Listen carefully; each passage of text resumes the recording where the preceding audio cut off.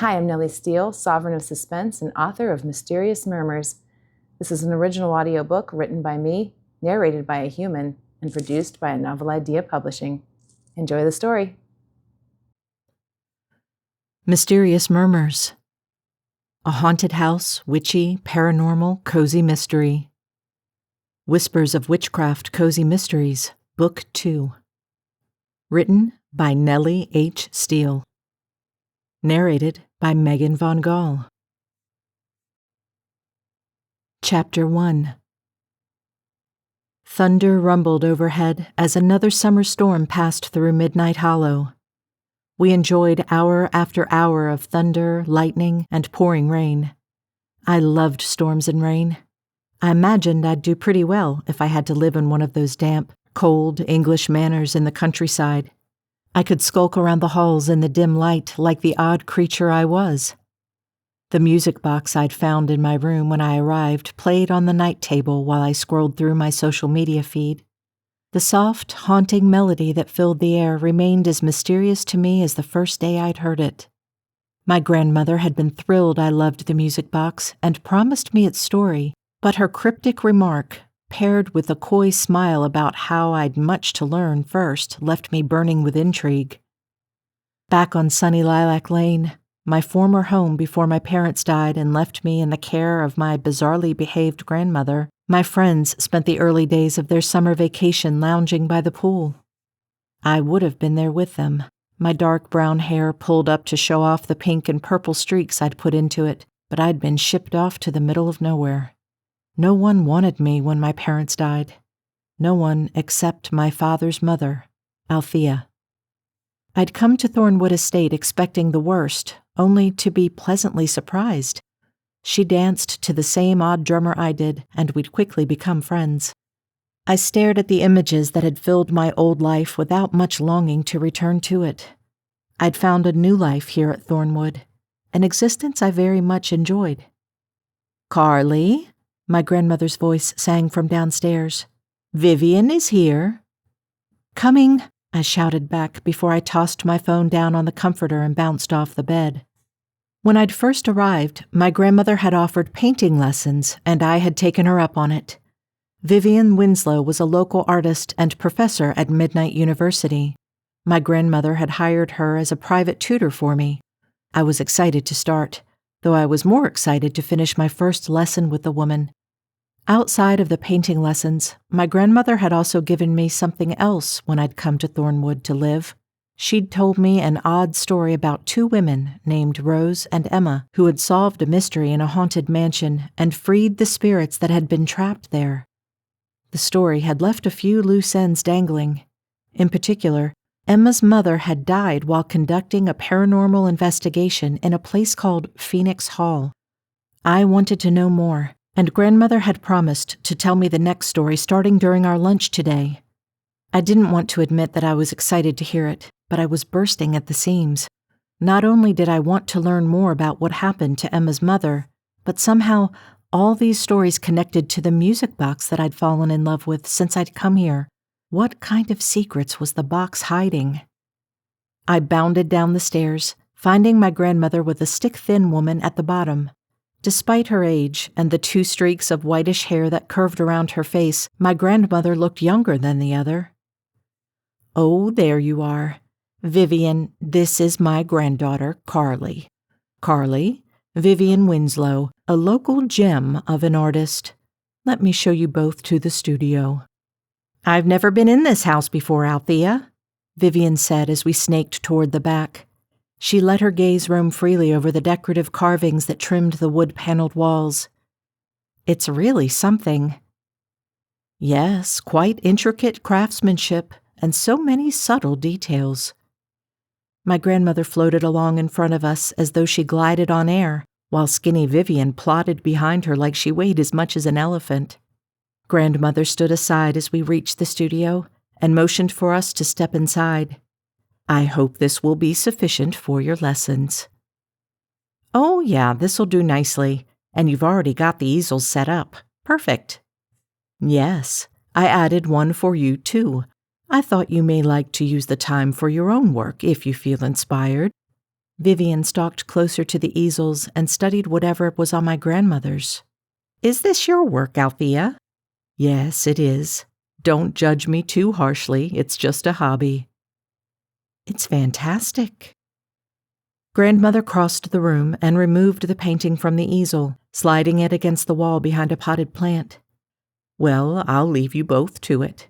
Have a lovely time and let me know if you need anything." With a few instructions from Vivian, we were on our way with my first painting lesson. I'd always loved to draw, and I had painted a little before, so we dove right into creating. I held my charcoal pencil in my left hand as I let my mind wander. Vivian had tasked me with creating something from within my mind's eye. I stared at the blank, white canvas stretched in front of me. My brain dwelled on the details from the story my grandmother told me a few days ago. Perhaps I could use that for my inspiration. A smile tugged at the corners of my lips as I started to sketch the first few lines on the artboard. 90 minutes later, Vivian inspected my progress. Happy with what I'd achieved for the day, and with a few pointers in hand for revisions, she went along her way. I showed her out the door as the sun sneaked some rays through the dark clouds. The thunder rumbling in the distance promised another afternoon of heavy storms, though. I pushed the door closed and skipped back to the kitchen, plowing into the counter before I hopped onto the stool and grinned at my grandmother. "Time for lunch." "How did the lesson go?" she asked as she removed a piping hot apple pie from the oven. "Pretty good, I think. She seemed happy with what I did today. I have a few rough spots to fix before she comes back later this week, but other than that, she seemed happy." "And were you happy?" I shrugged. "I mean, my sketch isn't perfect, but I think it'll turn out pretty cool." "I meant with the lessons." She shot me a glance over her shoulder as she stirred something in a pot. "Is that another batch of homemade mac and cheese?" "Yes, it is. I thought you might like to have it again since you enjoyed it so much the first time." "I did. It's way better than that boxed stuff." "Oh, no. Please tell me you did not grow up eating a yellow-orange packet of powdered cheese." Grandmother laughed as she lifted the pot from the stove to drain the noodles. "Guilty," I said with a chuckle. "Do you need me to grate the cheese?" "Already done, dear. I worked hard while you were taking your lesson. Which reminds me," she said, spinning to face me as the steam from the boiling water swirled around her like an ethereal mist. It made her look almost magical. "Is there anything else you'd like to learn over the summer term?" I shrugged. I didn't really think I wanted to go to school over the summer. "Oh, I don't mean math or grammar, unless you'd like to, but perhaps literature, writing maybe, or music, anything really. If there's something you'd like to try your hand at, let me know." "I'll give it some thought and let you know. Although I'd like to enjoy my summer vacation too. I'll have plenty of studying to do when I go back to school in a few months. Which, by the way, where is it? Will I have to ride the bus?" I crinkled my nose. On Lilac Lane, I'd caught a ride with my friends. Or if I'd had a falling out with them, I could walk. "Heavens, no," Grandmother said with a chuckle as she dumped the drained noodles back into the pot before adding milk, butter, and shredded cheese. "I've arranged for you to have private tutoring here." I knitted my brows. Oh. I wasn't sure how I felt about that. Homeschooled? "You'll get a better education than you would in a public school, and we'll be able to tailor your curriculum so you can spend time on the subjects you excel at or are interested in. That way we can gear you toward your life's goal." Sounds so weird to think about my life's goals. I still feel pretty young. The macaroni made that odd sloshing noise as Grandmother mixed it. "Because you're thinking of it as a life sentence instead of a life's intention." "Intention? It's just a job, right?" "For some, it's a job. For others, it's a mission." She finished the mixing and wiped her hands on a towel. "I don't want you stuck in a job, Carly. I want you to find your passion." Huh. I never thought of it like that.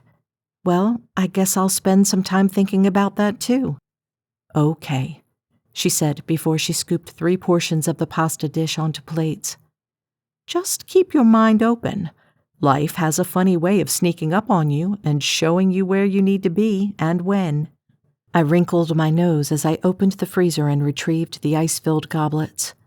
My grandmother had an odd way about her, but it made me feel at ease. She swept past me with a plate in each hand and another balanced on her arm. I filled the ornate glasses with the strawberry lemonade in the refrigerator and shuttled them into the dining room. Lester joined us for lunch as always. We settled into our seats at the ornate dining table. Thunder rumbled overhead again. "Another set of storms rolling in," Lester said. "I've got a fire going in the living room." "Oh, good, lovely." Carly mentioned looking into a whole house generator. I didn't have any need for one, but now that we have a teenager living with us, perhaps we should investigate it. She may need it for her schooling. Lester sipped his lemonade as he nodded. "I'll talk to Chuck over at the hardware store. I'll bet he has some recommendations on who could do that type of work." "Good. If you're going into town tomorrow, perhaps I'll join you. Carly, you're welcome to come with us and explore Midnight Hollow. I'm sure it's nothing like Brookside, but it's a nice little town." I nodded. "I'd like to check it out, sure." I poked at my macaroni, skewering a few noodles before I glanced up at my grandmother. "So, you promised me we could start the story about Phoenix Hall today." "Phoenix Hall?" Lester said. "Oh, that's a good one." "You've heard this one too?" "I've heard all your grandmother's stories," Lester said. I set my fork down and grabbed my lemonade. "I haven't, but I'd like to. I'd really like to know about the music box." "You can't hear that one until I've heard the others that lead to it." I bobbed my head up and down as I sipped my lemonade. "Yeah, I know. That's why we need to get going on this story." "Yes, we can't get to that one without this one and one more." "Two?" I frowned as I slumped my shoulders dramatically. "We'd better get going then. I'm a teenager. I lack patience." Grandmother offered me an amused smile. "I suppose I shouldn't keep you waiting then." I grabbed my fork again as she started into her next tale.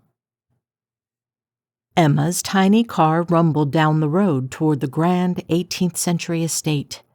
The rolling hills and dense forests of the New England countryside surrounded her.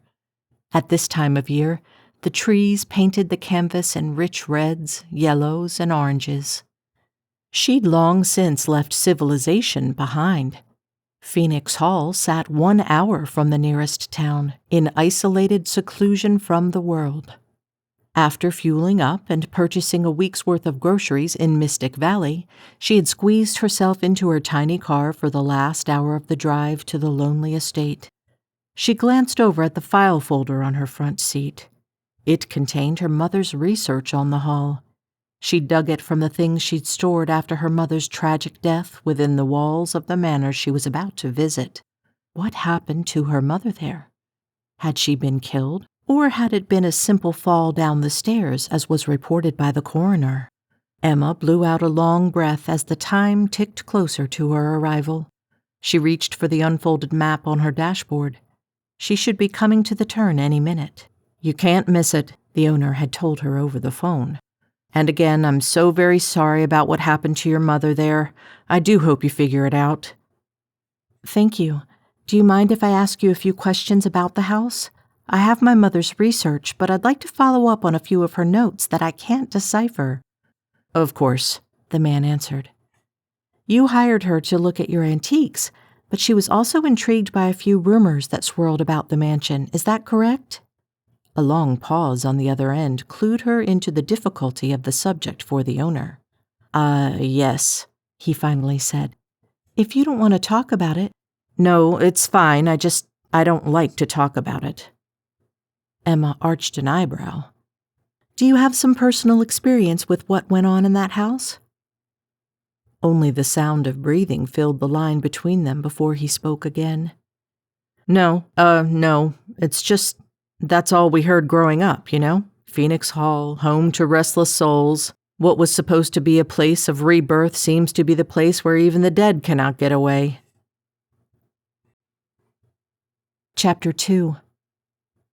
My chair creaked as I leaned back in it, cradling the glass I'd just emptied against my chest. So there are spirits trapped in this place too? Well, that's certainly the theory at this moment. My grandmother rose from her seat and stacked the empty plates, dumping the silverware on top before she lifted them from the table.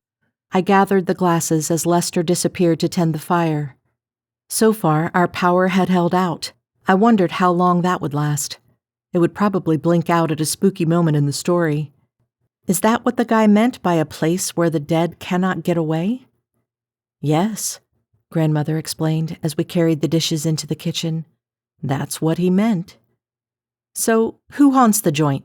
I asked as I emptied the leftover macaroni and cheese into a Corningware dish. That's the question, isn't it?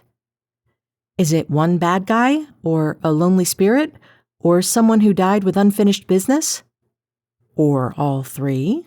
Grandmother said as she scrubbed a plate. I raised my eyebrows, shooting her a glance. All three?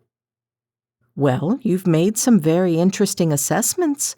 I am impressed by how quickly you catch on. I mean, it's not that impressive.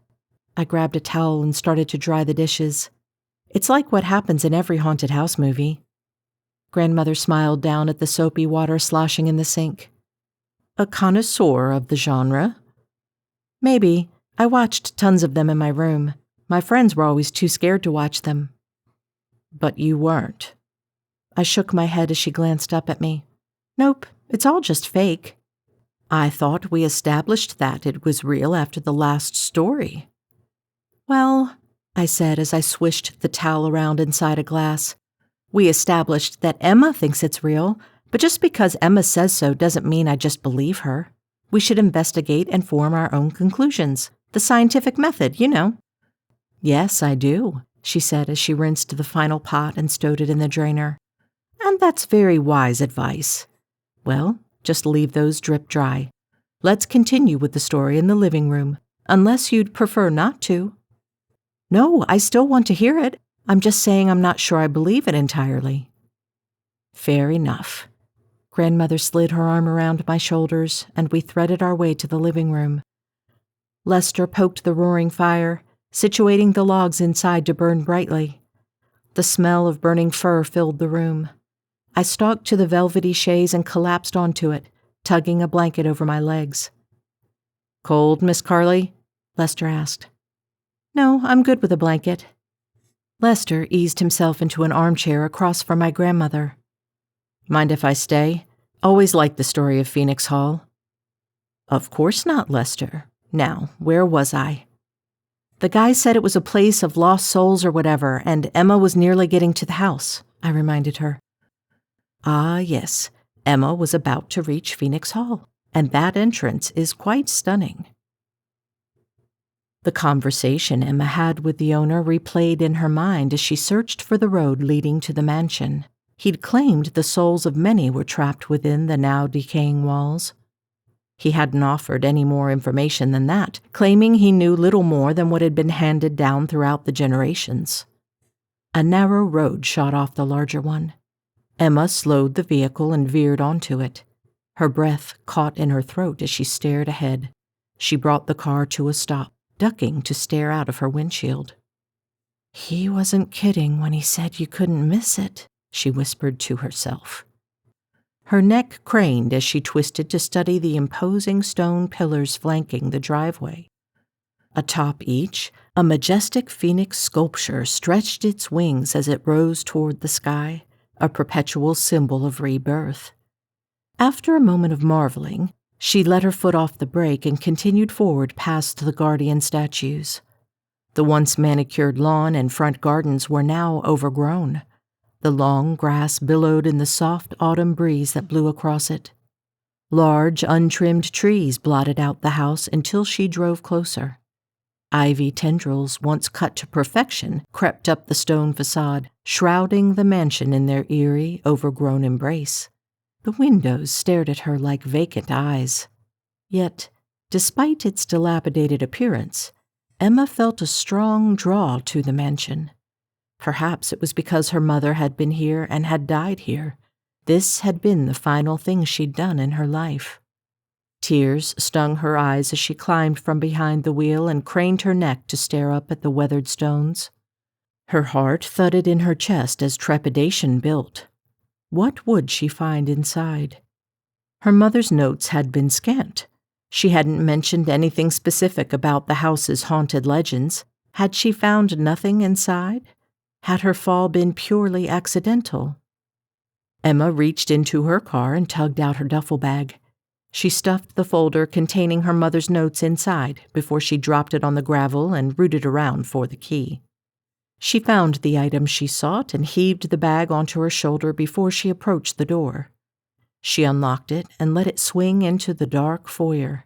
It creaked on its hinges as an icy gust of air swept past her, rustling the leaves on the ground and blowing a few onto the dusty marble floor. Emma stepped inside, leaving the door open despite the chill for light as she searched for a switch to illuminate the space. She found a panel of light switches next to the door, framed by an ornately carved cover. With a finger, she flicked them all upward. Light burst from a crystal chandelier high above her. A once magnificent double staircase swept from the marble to the upstairs, a worn banister framing it. Faded tapestries hung from the walls on either side of the space. A thick layer of dust covered their now brittle forms. Emma pinched one between her thumb and forefinger as it crumbled away at her touch. An eerie silence pervaded the space as she stood in the once grand foyer like the house held its breath, waiting for another occupant, or victim. She stared at the sweeping staircase for a moment before her eyes lowered to the hard marble below. One area contained less dust than what existed on the rest of the floor. Her stomach rolled. The area had been cleaned more recently. She approached it, her breathing shaky, and stared down at the spot where her mother must have landed when she'd fallen down these exact stairs. "Mom?" Her voice echoed through the great hall, but no one responded. Her heart sank. Had she really expected her mother to answer? She chewed her lower lip as she steadied herself with the well-worn railing. Her unique abilities as a psychic witch still didn't allow her to reconnect with her mother. Perhaps she wasn't tethered to this world. That's a good thing, I suppose. Though she desperately wished to hear her mother's voice again. With a sigh, she realized that may never happen. But perhaps getting to the bottom of what happened in this house would give her some peace and closure. She shifted the strap of her bag on her shoulder as she craned her neck to stare up the staircase. She had the run of the house, since it had long since been abandoned. The owner had told her to take any bedroom she'd like, though she'd need to remove the sheets that covered the furniture and make her own bed. She climbed the stairs, her footsteps echoing through the empty house. Closed doors stared at her as she reached a long corridor. She opened and closed a few before she settled on a bedroom halfway down the hall. Soft, lavender-hued wallpaper adorned with a delicate floral pattern covered the top half of the walls above the heavy, dark wood paneling. Sunlight filtered through the dusty lace curtains, creating a sampled pattern across the rich, dark hardwood floor. An antique canopy bed with lavender drapes stood against the far wall. Her features pinched as she studied the furniture. None of it was covered. She stepped closer to the mahogany writing desk. A few papers were still sprawled across it, along with a pen that sat at the ready. She gasped as she recognized her mother's handwriting on the notes. This must have been the room she'd used while here. Emma plunked her bag down on the plush lilac bench at the foot of the bed. She would use this room too. After taking a few minutes to shuffle through the notes at the desk, she descended the stairs to haul the groceries into the kitchen. With them taken care of, she wandered through the halls of the house. A large set of double doors led to a cavernous chamber with parquet floors. Floor-to-ceiling windows offered peeks into the back garden. Sagging but intricately carved molding adorned the ceilings that also boasted crystal chandeliers that had long since lost their luster to age. The wooden floorboards creaked as she swept across the ballroom floor in a lazy waltz toward the tattered draperies and stared out over the overgrown garden. She left the ballroom behind and continued down the hall to find a 2-story library, its walls lined with dusty bookshelves that towered over her. Leather-bound tomes filled them and the air with the scent of aging books. The fireplace across the room stood cold and dark, a haunting reminder of the decades that had passed without life inside the home.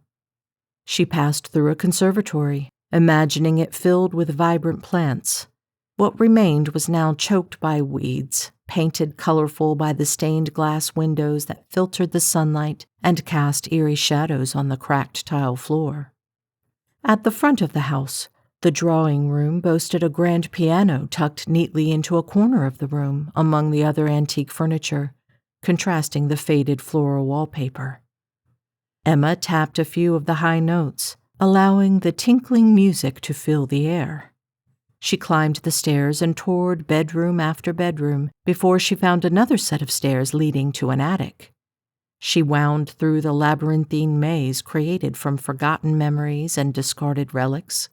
Antique trunks stuffed with moth-eaten clothing, unused furniture pieces, and other forgotten heirlooms gathered dust. After pulling a sheet from it, she studied herself in a full-length mirror in the dim light that filtered through a cracked dormer window. She left the upper floors behind and continued down the back stairway into a damp and dimly lit cellar. Rows of aging wine barrels and cobweb-covered wine racks filled the walls. The air, thick with the scent of oak and alcohol, hung heavy. What had happened here to make this once vibrant and beautiful house fall into disuse and disrepair? Emma pondered the question as she curled up on an armchair in the sitting room with a cup of tea. It seemed as though the family had simply left one day and never returned. What had driven them from Phoenix Hall? Why had this place of rebirth become a harbinger of death? And had that been what led to her mother's death? With the questions still rattling through her mind, she climbed to her second-floor bedroom and changed into her pajamas. As she turned the lights off and snuggled down under the covers, she studied the moonlight painting a floral pattern on the floor through the lace curtains. Her fingers traced the satin edge of the blanket as she closed her eyes to sleep. A soft sound made her snap them open again. She furrowed her brow as she attempted to identify what broke the silence. Music. Soft piano music floated in the air. Where was it coming from? An image of the grand piano in the drawing room formed in her mind. She kicked off her covers and pulled her robe around her shoulders.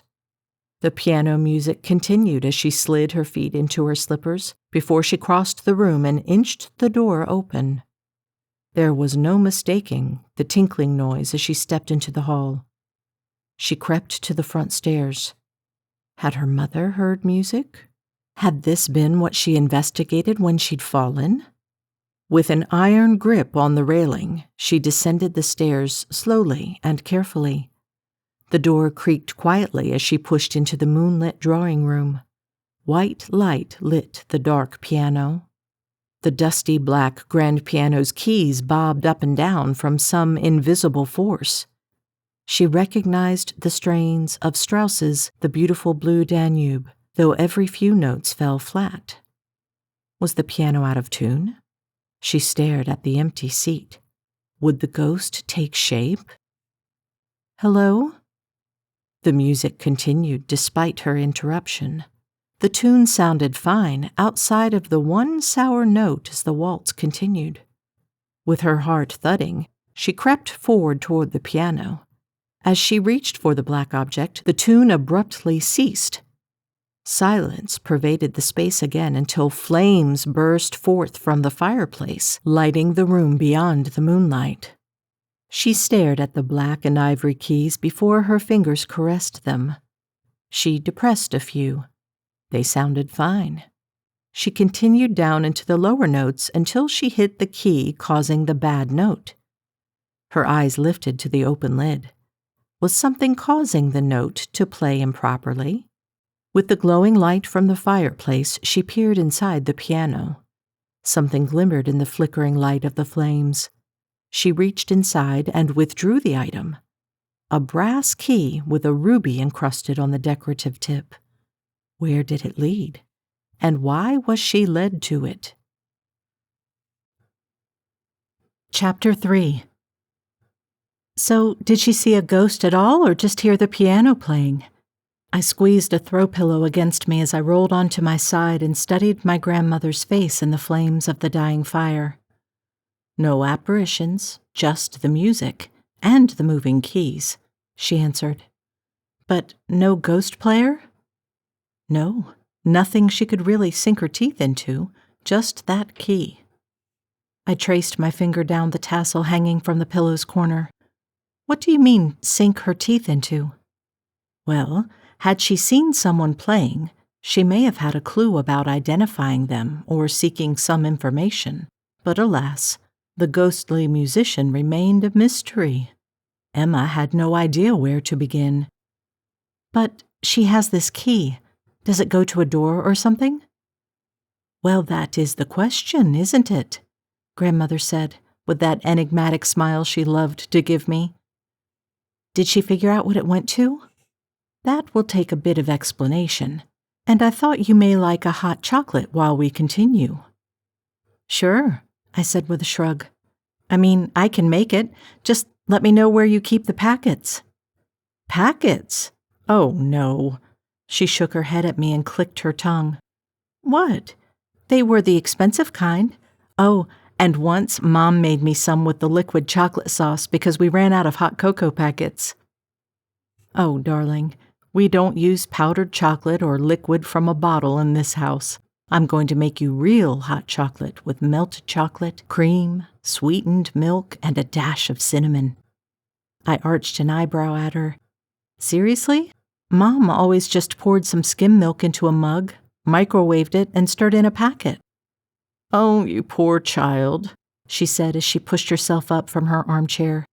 Lester, can I interest you in a hot chocolate? If you don't mind, Lester answered. I'll tend to the fire. I kicked off my blanket and dropped the pillow on the floor. Grandmother waved me down. I can do it. I'd like to see how you put together all of these ingredients into a simple hot chocolate. Well, come on then, she said as she sashayed from the room. I'll teach you all my secrets. I followed her, tugging my hoodie tighter around me and zipping it closed. Are you cold? A little. It's colder here than at home. I chewed my lower lip as I slid my eyes closed. I mean, it's fine, Carly, she said as we arrived in the kitchen. Lightning lit the room and thunder rumbled overhead as I rounded the counter and drummed my fingers against it. It was just a stupid thing to say, 'cause that's not my home anymore. Duh. My grandmother retrieved a pot from the cupboard and set it on the stove. I studied one of the reddish tiles under my feet, tracing the grout line around it when a hand slid a lock of my pink hair behind my ear. Carly, it's perfectly fine. It's normal for you to feel this way. This has all been a shock to you. I tugged back one corner of my lips as I fought back the tears that stung my eyes. You've been doing remarkably well for a girl who just lost her parents and has moved across states to live with someone you'd only met for a few minutes when you were 5. I licked my lips and flicked my gaze up to the ceiling as I blinked a few times. Yeah, it was a big thing, or whatever. If you need a break. No, I said a little too quickly. The stories are really helping. I don't have to think when you're telling them. I just get to listen and imagine. It kind of stops me from thinking about what happened. I'm glad they're helping you, and I'm happy to keep going. But if you need some time or someone to talk to, it doesn't have to be me. We can arrange for that. What, like therapy? She smiled and nodded. I don't want to talk to a therapist. My friend Mindy talks to a therapist, and it just sounds stupid to me.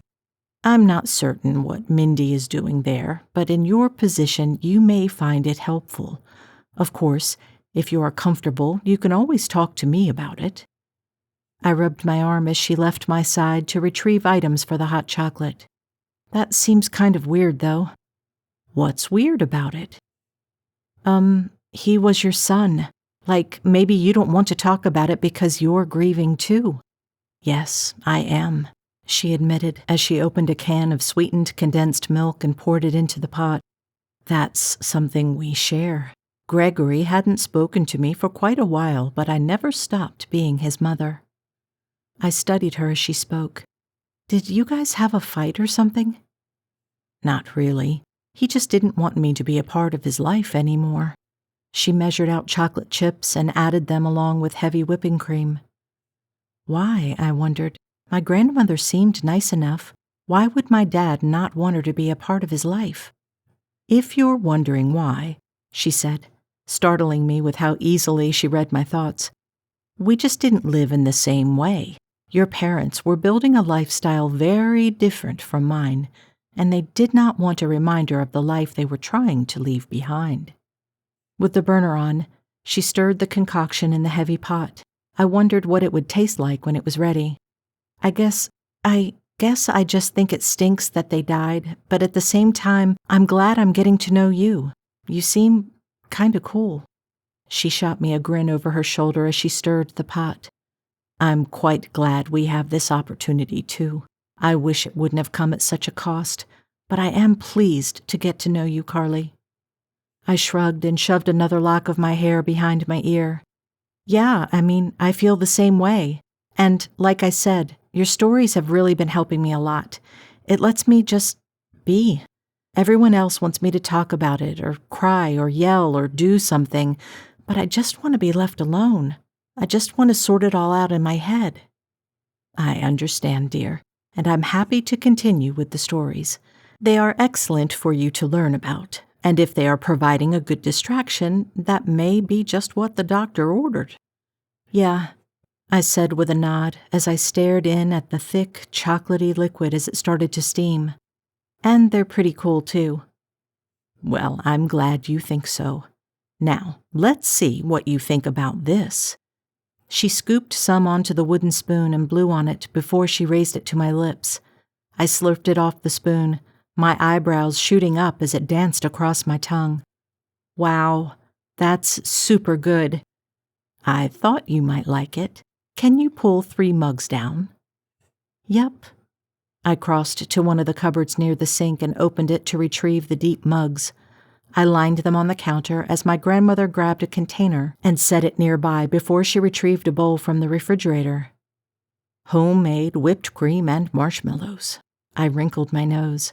Homemade marshmallows? Yes, she said as she cracked the jar open. I stared in at the big, thick pillows, way larger than the bagged ones. Wow, cool. She ladled the dark, thick liquid into each mug, leaving plenty of room for a healthy dollop of whipped cream and extra fluffy marshmallows. I grabbed my mug and pressed my hands around it to warm them. My grandmother carried the other 2 into the living room and passed one off to Lester. The fire roared again in the fireplace, warming the room. I nestled under my blanket as thunder rumbled overhead again. The power's holding up well, Grandmother said after a sip of her drink. Yes, I'm surprised we still have it, but miracles do happen. Lester took a drink and raised his mug. Wonderful as always. Yeah, it's really good, I said as more of the rich chocolate liquid warmed me. So, can you tell us what Emma did with the key? Did she figure out what it unlocked? Ah, yes, the first key. First? I questioned. There are more? Grandmother lowered her mug, the corners of her lips tugging up. There was that mysterious smile again.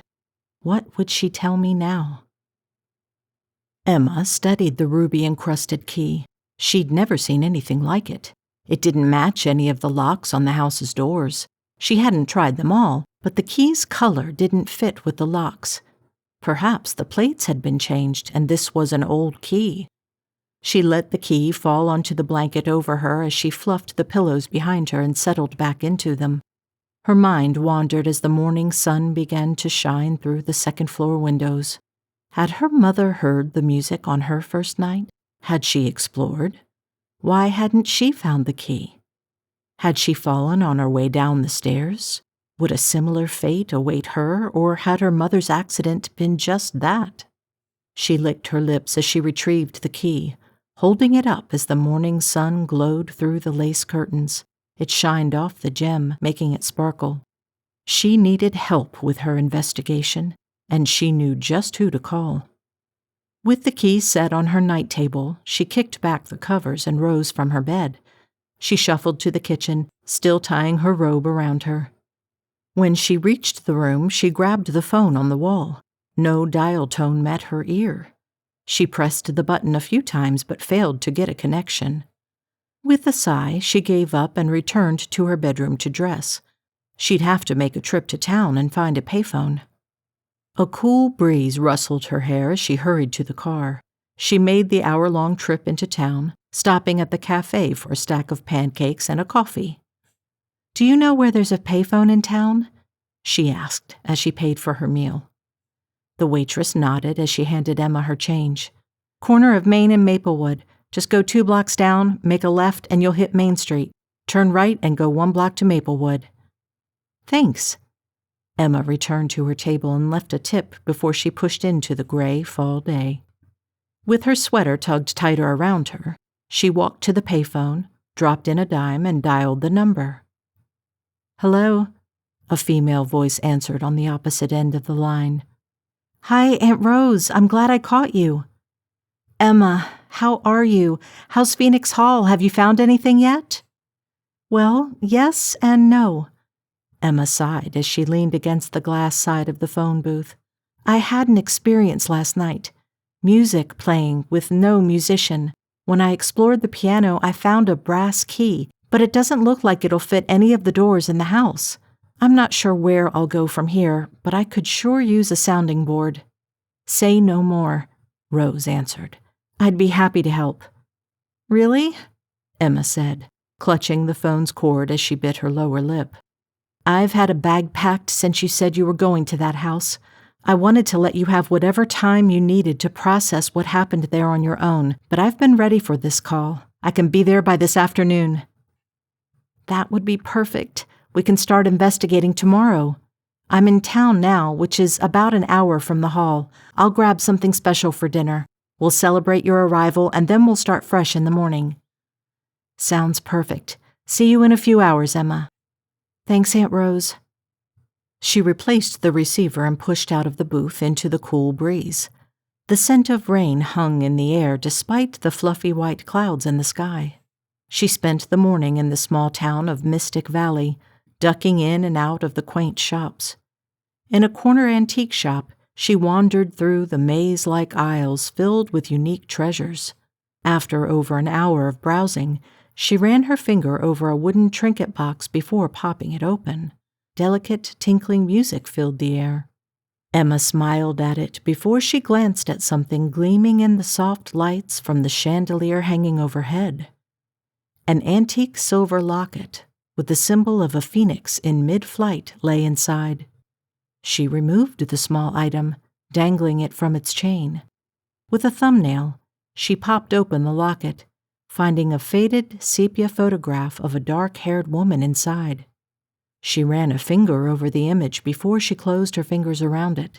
It would make a lovely thank-you gift for Aunt Rose. She continued through the treasures, stumbling upon a set of books. As she studied their titles, she found a leather-bound tome with no markings. Emma pulled it from the stack, blowing off the layer of dust that covered its pages. She flipped it open, finding it filled with cryptic symbols and sketches. As she reached the center of the book, she found a large drawing that spanned 2 pages of a phoenix with its wings outstretched as it rose from the flames. She thumbed through the remaining pages, finding a sketch of the drawing room of Phoenix Hall. The journal must have belonged to a former resident or someone who had stayed at the house. She wondered if she could find any information from it. With the 2 items in hand, she approached the counter and paid for her purchases. Happy with the finds, she hurried to the grocer to buy what she needed for tomato soup, grilled cheese sandwiches, and a hot apple crisp dessert. She loaded everything into her small car and made the drive back to the manor. After unloading everything, she carried her 2 antique store finds to her bedroom. As she stepped inside, the scent of lavender filled her nostrils. She furrowed her brow, inhaling deeply to be sure of the scent.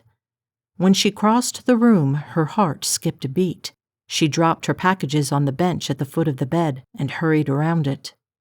The key, which she had left on her bedside table, now lay on her pillow.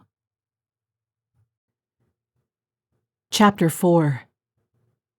Wait, maybe she left the key on her pillow and just forgot. No, dear, she left it on her night table, definitely. I tried to remember if that was right. Maybe she just assumed a ghost had moved it. Someone obviously wanted her to look at that key again. Did the ghost give her any other clues? Just the key on her pillow. Very obvious someone or something wanted her not to forget about it. I snorted a laugh. Like she could forget about something like that. She literally got woken up by a phantom piano player. An occurrence that would soon become normal for Emma, my grandmother said. I don't know if I'd want Emma's life. Sounds creepy. But it can be very rewarding. If she can help whoever needs it, she can change lives. Or deaths, I said with a wrinkled nose. Well, yes, she is changing the existence of the dead. Still, very admirable work. So, did anything else happen to her before Rose came? Let's talk about that while I prepare our dinner. My shoulders slumped. I would have been happy eating frozen pizza rolls and just hearing more of the story, but I didn't think my grandmother kept anything like that in the house. Come on, she said as she rose. I think you'll like what I'm preparing, and it's very easy. I dragged myself off the couch with a groan. Okay, fine. And Lester, if you wouldn't mind squeezing lemons for some fresh lemonade, I would appreciate it. Lester poked at the fire before adding another log. Of course, Althea. We made our way into the kitchen, and my grandmother rooted around in the freezer before she pulled a bag out. Carly, can you set a pot of water on to boil? Sure. I retrieved a stock pot and started to fill it as I side-eyed the bag's frozen contents. What is that? Gnocchi. Do you like it? I've never had it, I said. What is it? Potato dumplings. I think you'll like them. We can have tomato sauce on them or garlic butter. I shrugged as the water filled the pot. Either. I always prefer the garlic butter. Let's do that then, I said as I hauled the heavy pot to the stove and turned it on full blast. The cooking of the little dumplings only took a few minutes. We drained them, and my grandmother smothered them in homemade garlic butter before pulling a salad from the refrigerator. After we settled at the table, I popped one into my mouth. It melted away in a burst of buttery garlic. This is really good. I'm glad you like it. Now, would you like to hear more about Emma's day while we eat? I bobbed my head up and down as I took a sip of the fresh lemonade. After another bite of her gnocchi, she continued with the tale. Emma snatched the key from her pillow and stared at it. She squinted at the gemstone at the top of the key. Tiny etchings inside the gem seemed to form a phoenix with its wings spread. It looked familiar to her.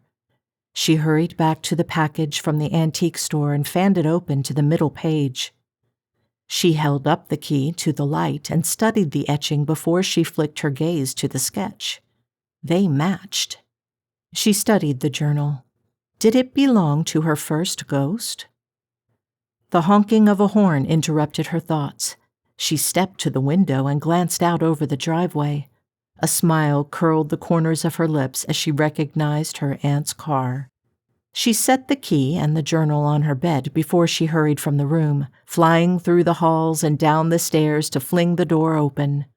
Aunt Rose, thank you so much for coming. Of course, Rose said with a wide grin as she lifted her bag from the trunk and craned her neck to study the house. Wow, this is some place, huh? Wait until you see the inside. If I didn't have just a tragic connection to the place, I'd have enjoyed this so much more. Emma grabbed one of Rose's bags and carried it into the foyer. Wow, Rose said, her voice echoing off the space as she stepped inside. I haven't had a chance to get a room ready for you yet, but we can work on that first, then take a tour, and then talk over dinner. I may have stumbled on something that'll help us." "Looks like you're doing better than you said on the phone," Rose answered from behind Emma as they mounted the stairs. "I discovered this by sheer luck and just pieced it together before you pulled up. I'm not doing that well, to be honest. The owner barely will speak about anything that's gone on here, though I suspect he doesn't know much." "Didn't they leave the house when they were children?" "Yes. From my understanding, they left in the middle of the night and never returned.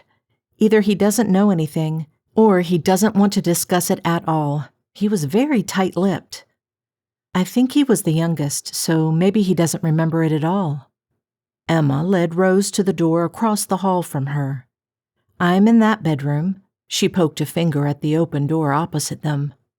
"I think Mom stayed here, which is another reason I'm glad to have you here. I've made my peace with what happened, but it's still hard to face that your mother died in this house." "Very," Emma said with a nod. They pushed into a bedroom lined with burgundy wallpaper adorned with gold filigree. "Wow, this is very impressive." "My room is in lilac and lavender," Emma said. "Then that was surely your mother's room. She loved those colors." "I know," Emma said with a nod as she blew a thick layer of dust from the furniture before setting the bag she'd carried down on a chair. "I'll run down and grab a duster." Rose ran a finger across the top of a dresser and stared at the thick layer of dust caked on it. "We'll need it." "My room wasn't so bad. Mom must have cleaned it." Emma disappeared from the room and retrieved a few cleaning products. They had the room in livable condition after an hour's worth of work. "Phew," Emma said, slinging the dust rag over her shoulder. "That made me work up an appetite. How about you?" Rose nodded as she brushed at a smudge of dirt on her blouse. "What did you get for dinner?" "Tomato soup, grilled cheese, and hot apple crisp for dessert." Sounds heavenly. Shall we do the tour and end in the kitchen?" Emma grinned at her and stepped into the hall. "Just let me grab the stuff I found at the antique store." She returned a moment later with 3 items juggled in her hands. They roamed through the halls, inspecting the house. Emma pointed out where she had found the key as they passed through the drawing room. They ended their meandering in the kitchen. Emma dumped the 3 items on a counter and crossed to retrieve a pot for the soup. "So, what do you make of things so far?" Rose asked as she ran a finger along the locket. "Well, it seems we have some sort of disturbance here based on the ghostly music. I haven't got a sense for it yet. I didn't see anything last night, no forms or hints of shape." "Any sense on the spirit's temperament?" Rose asked as Emma buttered bread for the grilled cheese. Emma crinkled her brow. "No, I can't tell that either. It's like something is blocking me." Could be a nefarious spirit." "It could be. I'm hoping that journal will tell me more." Rose flipped through the yellowed pages. "How does this connect?" "Well," Emma said as she layered cheese onto the bread and tossed it in a pan, "I found these 2 items in an antique store. I don't think the locket has any connection, though it does have a phoenix on it. Take a look inside." Rose pulled the gold trinket into her hands and opened it to study the picture. "Any idea who she may be?" "None, but I liked the locket and she reminded me of Mom." Rose leaned closer to study the image. "Looks like she has your mother's eyes." "I thought the same. Anyway, now on to the good stuff. I found that journal. Open it to the middle. You'll find a sketch of a phoenix." Rose flipped to it, eyeing it, then comparing it to the locket. "They aren't the same, but—" Emma flipped the sandwiches over, gave the soup a stir, and joined Rose as she leaned against the counter. She grabbed the key and held it up to the overhead light. "Check out the inside of the ruby." Rose took the key from her and shifted it in the light. A phoenix. "Not just any phoenix." Emma poked her finger at the journal. "That phoenix." "Yes, they are similar." I'm guessing this journal belonged to whoever this key belonged to or is associated with. Could be. Rose thumbed through the other pages. Have you identified the owner? No, that's as far as I got before you arrived. I just made that connection because the key had been placed on my pillow. Placed on your pillow? Rose asked. Emma nodded. I left it on my nightstand, but when I came back, I found it on my pillow. When I picked it up, I spotted the etching in the ruby and recognized it from the journal I found in town. Looks like we'll have some reading to do tonight.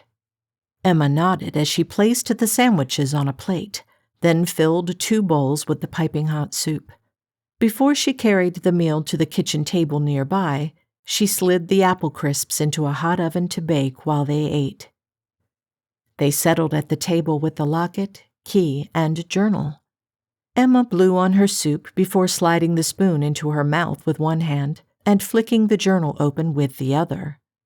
Is there a name? Rose asked.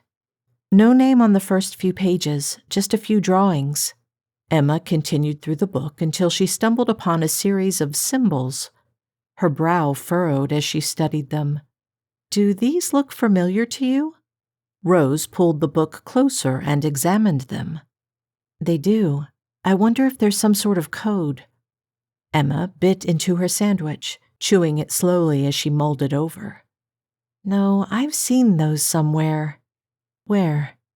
Emma drummed her fingers on the table as she searched her mind for the location.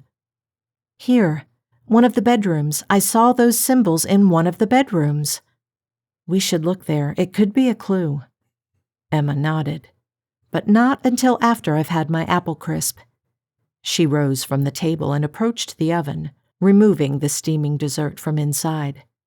I got ice cream, too. They dumped their dishes in the sink, trading them for the warm dessert. After polishing that off and cleaning up, they trudged up the stairs to the bedrooms. Was it in either of ours? Rose asked as they reached the top of the stairs. No, I don't think so. I must have spotted it when I was touring the house. Why they stuck in my head, I don't know, but I saw them on blocks above a fireplace. Blocks. They went from room to room in search of the matching symbols.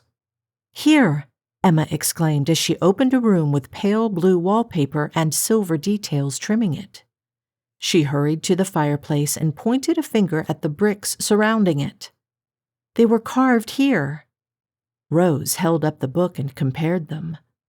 That's a match, all right. Emma glanced around the room in search of another clue. What do you think it means? Is there something we're meant to find here?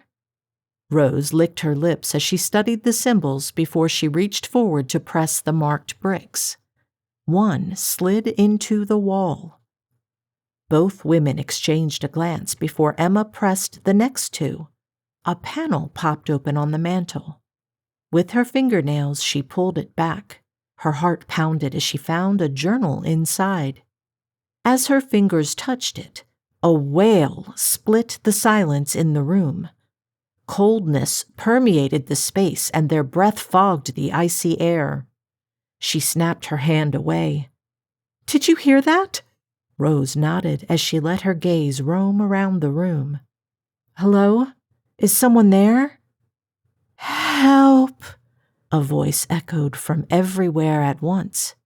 We'd like to help, but we don't know what you want from us. Peace, the voice answered. We seek peace. We? Emma asked in response. Read the journal. Free us. Warmth rushed back to the room as the women glanced around in search of the ghostly voice. Who was that? Emma asked. I didn't see any spectral projections, only the voice, but she said we and us. Emma nodded. So we have to assume there is more than one spirit here. Right. Rose flicked her gaze to the journal in the hidden cubby as Emma retrieved it. She held it up in the air. Time to find out their story. Chapter 5. I nearly dropped the pot I was drying as we cleaned up from our dinner. Well, what was the story? I figured we'd settle in the living room with our dessert, and I could tell you a bit more before bed.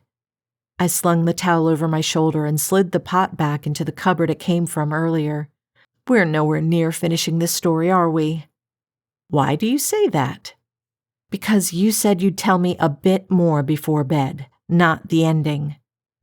Very clever, Carly. You're right. There is much more to tell, but we have the trip into town tomorrow. I'm glad you're going. It'll be interesting to see it, I said. I've never lived in a small town before. Well, after our trip, we can continue with the tale. I nodded as I slid the dish towel over the oven's handle. Did you say dessert? I did, yes. I have a chocolate pie. She pulled a rich, dark chocolate concoction from the refrigerator and my mouth watered. Good thing I still had the metabolism of a teenager. Yet my grandmother must have eaten all this stuff on the regular, and she was fit as a fiddle. After cutting a generously sized slice for each of us and topping it with the sweet homemade whipped cream, we all shuffled into the living room to gather around the fire and hear more of the story. Emma and Rose took their find to the drawing room where Emma had found the key the previous night. They settled into the armchairs. Emma studied the journal, tracing a finger along the floral fabric on the outside. Do you think this has all their stories? Only one way to find out. After a glance at the grand piano in the corner, Emma pulled open the journal and rubbed a hand down the front page. Property of Eleanor Whitford. Whitford. If I'm not mistaken, that's the name of the people who owned the house. Emma nodded. It is, yes. Eleanor must have been a member of the family. So, is it the ghost of Eleanor who was playing the piano? Let's see if she mentions it here. Emma scanned the first page. I'm in love. I've never felt this way before. So, we have any idea when this woman lived? Emma shook her head. No date on the entry. Maybe we can search the family records to find out more about her. Maybe in the office we found. Do you want to look now? Rose waved her down. No, keep reading. Maybe we'll infer it. Emma returned her eyes to the book. I did not know how beautiful I could find the world until now. It is truly life-changing.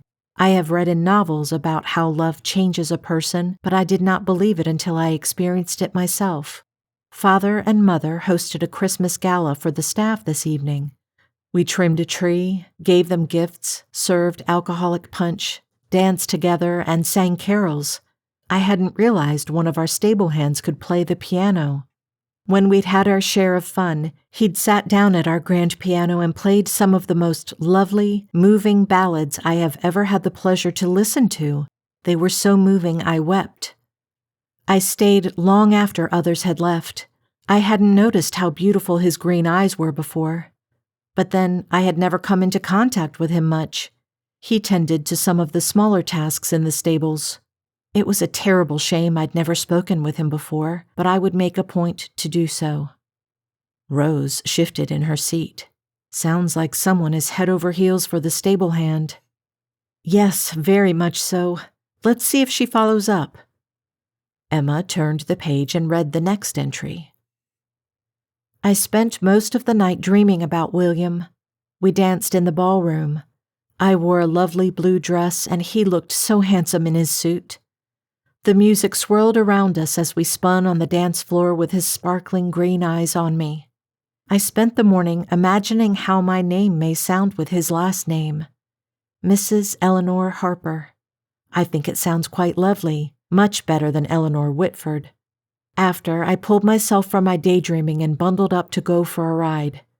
When I arrived at the stables, Harry began to ready my horse, but I asked if William could do it instead. He gave me an odd look but fetched him for me. When he arrived to ready Lady for me, I eagerly assisted him. Our hands touched as we buckled the saddle. I pulled away, but he did not seem to mind. Emma turned the page with a sigh. This is going to lead to trouble. Yes, I think so, Rose agreed. Keep going.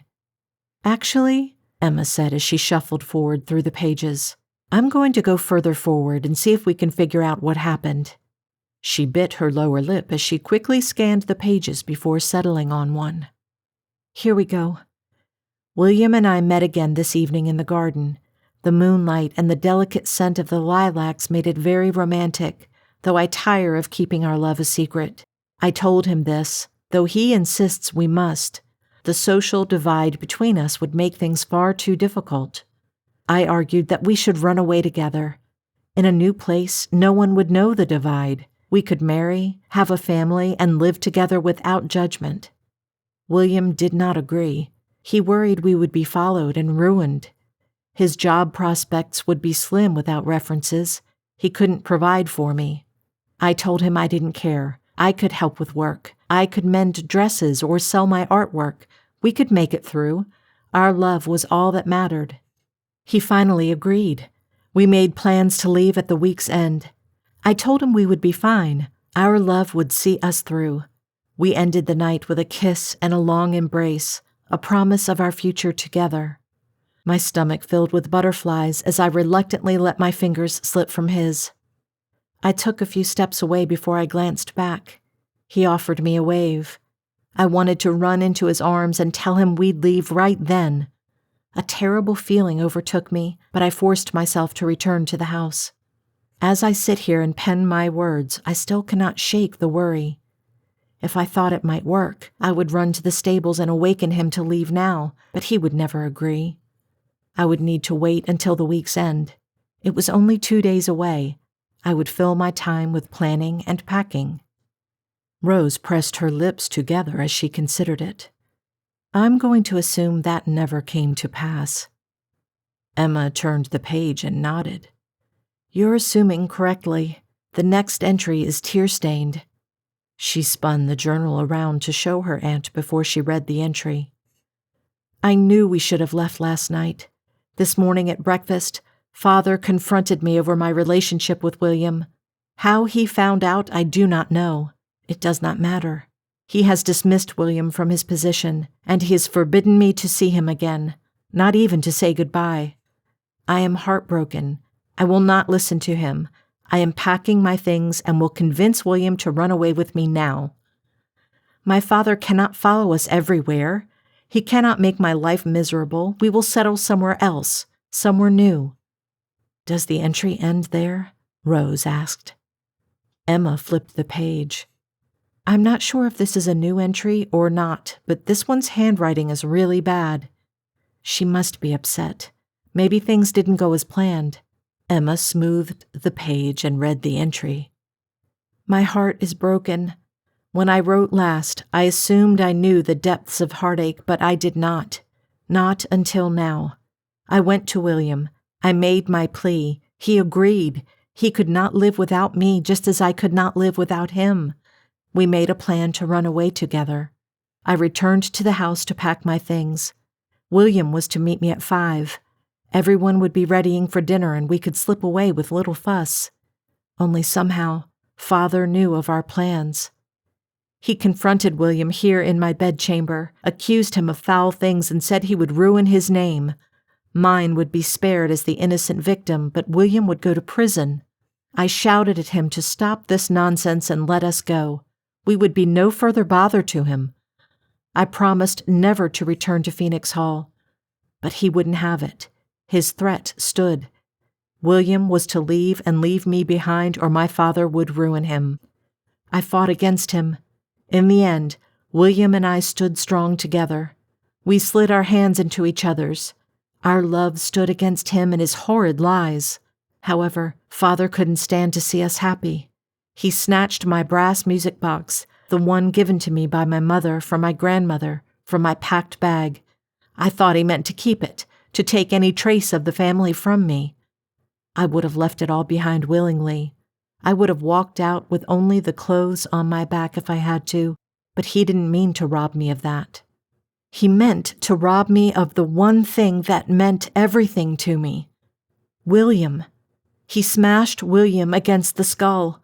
Blood went everywhere. I nearly fainted but managed to stay alert. I tried to stop the bleeding, but I couldn't manage it. William, with tears running down his cheeks, sputtered out one final admission of love before his eyes stopped seeing me. I wept over his body until Father ripped me away. I heard him whisper to the others that William had attacked me. That would be the story told. That would be the legacy left. I hate him. Rose wrung her hands as she tugged her feet up onto the chair and pulled a blanket around her. I'm assuming this is a suicide after a broken heart. Emma flipped the page, her jaw dropping. She shook her head, but no words came out to explain her reaction. What is it, Emma? Emma arched an eyebrow. Eleanor was blamed for his murder. Her father managed to secure a deal wherein she was remanded into his custody and required to stay in Phoenix Hall for the remainder of her life. Oh, my word, Rose said, sitting straighter. I wonder if that happened. We can try to find information about her death in the office. Let's go take a look. Emma clutched the journal and key tighter to her chest as she climbed from her seat. Rose followed behind her, and they snaked their way through the halls to the office they'd found earlier. A maze of filing cabinets filled the room, some with labels, some without. Emma studied them as Rose started on the opposite side of the room. After a moment, Rose pulled a drawer open. This has news articles about the family. We don't have any idea of the year, though. I found one with birth records. I'll look for Eleanor. Emma pulled her drawer open and pawed through the records. She found a folder labeled with Eleanor's name. Here, born 1865. All right, so how long do we think she lived? Rose pulled a stack of clipped articles from a folder and flipped through them. She found no mentions of Eleanor. Well, she'd have died before the 1960s unless she lived to be 100. Okay, I'll try the 20s. Emma hurried over to join her when a nearby drawer creaked open from another filing cabinet. The two women exchanged a glance before Emma approached it. She slicked a lock of hair behind her ear as she stared down at the lone newspaper clipping inside. The yellow paper betrayed the age of the information. With a shaky hand, she lifted it from the drawer as Rose joined her. Is it anything? Emma nodded as she scanned the article. Yes, it's about Eleanor's death. She died only a year after her sentence. Emma's heart sped as she flicked her gaze to her aunt. She fell down the stairs. Chapter 6. As I opened my eyes the next morning, the memory of the two ghostly tales I'd heard last night still floated around in my mind. Eleanor had died in the same way as Emma's mother. That couldn't be a coincidence. Would Rose and Emma solve the mystery and set the spirits free? After I sat up, I stretched my arms overhead and stared out at the sunny day. Despite it raining for most of the night, the storm clouds had moved out of the area and left behind a bright blue sky. We were going into town today. I wondered what it would be like. Would there be anything to do there? Life on Lilac Lane had typically been busy for me when I'd lived there. What would small-town life be like? I kicked off my covers and slid into my cat slippers while I pulled my robe around me. I decided to shower and dress before I appeared at breakfast, so I hurried across the hall to the bathroom. When I returned, I picked out black leggings, a fluffy black and pink skirt with kittens on it, a pink t-shirt, and one of my iconic cat ear hoodies. I'd stopped drying and straightening my hair after I came to live at Thornwood. No one fussed about it being wavy and unruly, so I let it go. My grandmother even said I could put a few blue streaks in to match my pink and purple if I wanted. I smiled as I pulled my boots on. She was a strange person, but I sort of liked her. The scent of cinnamon and vanilla filled the air as I made my way downstairs. Grandmother stood at the stove, flipping over a piece of bread in a pan. "There you are," she said with a smile. "I've made French toast." She slid 2 pieces from the pan onto a plate and passed it to me along with syrup and powdered sugar. "When do we leave to go to town?" I asked as I drizzled the syrup over the egg-soaked and toasted bread. "As soon as we're finished with breakfast. I have a few stops to make while Lester goes to the hardware store. I'm glad you're coming with us." We finished the meal, cleaned up the kitchen, and climbed into the cab of Lester's old-fashioned pickup truck. It reminded me of something you'd see in a holiday movie. We bounced over the roads toward the small town nestled in the valley. I studied the quaint Victorian buildings that filled in on either side of us. "When was the town founded?" "In the 1700s, Grandmother answered, "though much of what remains comes from Victorian times, as you can see. There is some lovely architecture to see." "Yeah, I like the lattice stuff on the houses," I said, pointing to one purple house with pink trim. "Gingerbread trim," she told me. Gas lanterns lined the grassy area separating Main Street. We rolled along, passing shops and homes, until Lester turned down a side street called Shadowview. What an odd name for a street. We stopped outside of a sprawling Victorian in need of a paint job, and my grandmother popped open her door. "I'll be at the hardware store. Call if you need anything," Lester said. "All right, we won't be very long. Then I'd like to stop at the antique shop. If we finish before you, we'll walk to Midnight Harbor. Otherwise, meet us at the antique shop." He offered her a nod as I slid from the truck's seat and landed on the sidewalk. I glanced up at the large trees shading the wide sidewalk. Midnight Hollow seemed like a charming little town. Grandmother closed the truck's door and Lester pulled away. I could have sworn she winked at him, but that was ridiculous. She led me up the steps to the long porch and pressed the bell. I wondered who we were visiting and hoped it wouldn't be too boring. Probably just a bunch of town gossip over a cup of tea. I could pass the time looking at my phone, I figured. A white-haired woman pulled the door open a moment later and grinned at us. "Hi, Althea." She glanced around her at me. "And you must be Caroline." "Carly," my grandmother corrected. "Carly, lovely. Well, come on in. I have them all gathered in the dining room for you." I stepped inside onto a creaky old floor, wondering what she meant. Who was in the dining room? I had a sinking feeling in the pit of my stomach. I really hoped this wasn't some sort of intervention to discuss my recent trauma, or worse, a forced friendship thing. The last thing I wanted was a bunch of girls being nice to me because they felt bad and my grandmother made them. We followed the white-haired lady past a living room to a set of closed pocket doors. A few cries emerged as she opened them with a grin. "Here they are. You've got your pick." I stepped in to find an old child's playpen in the center of the room.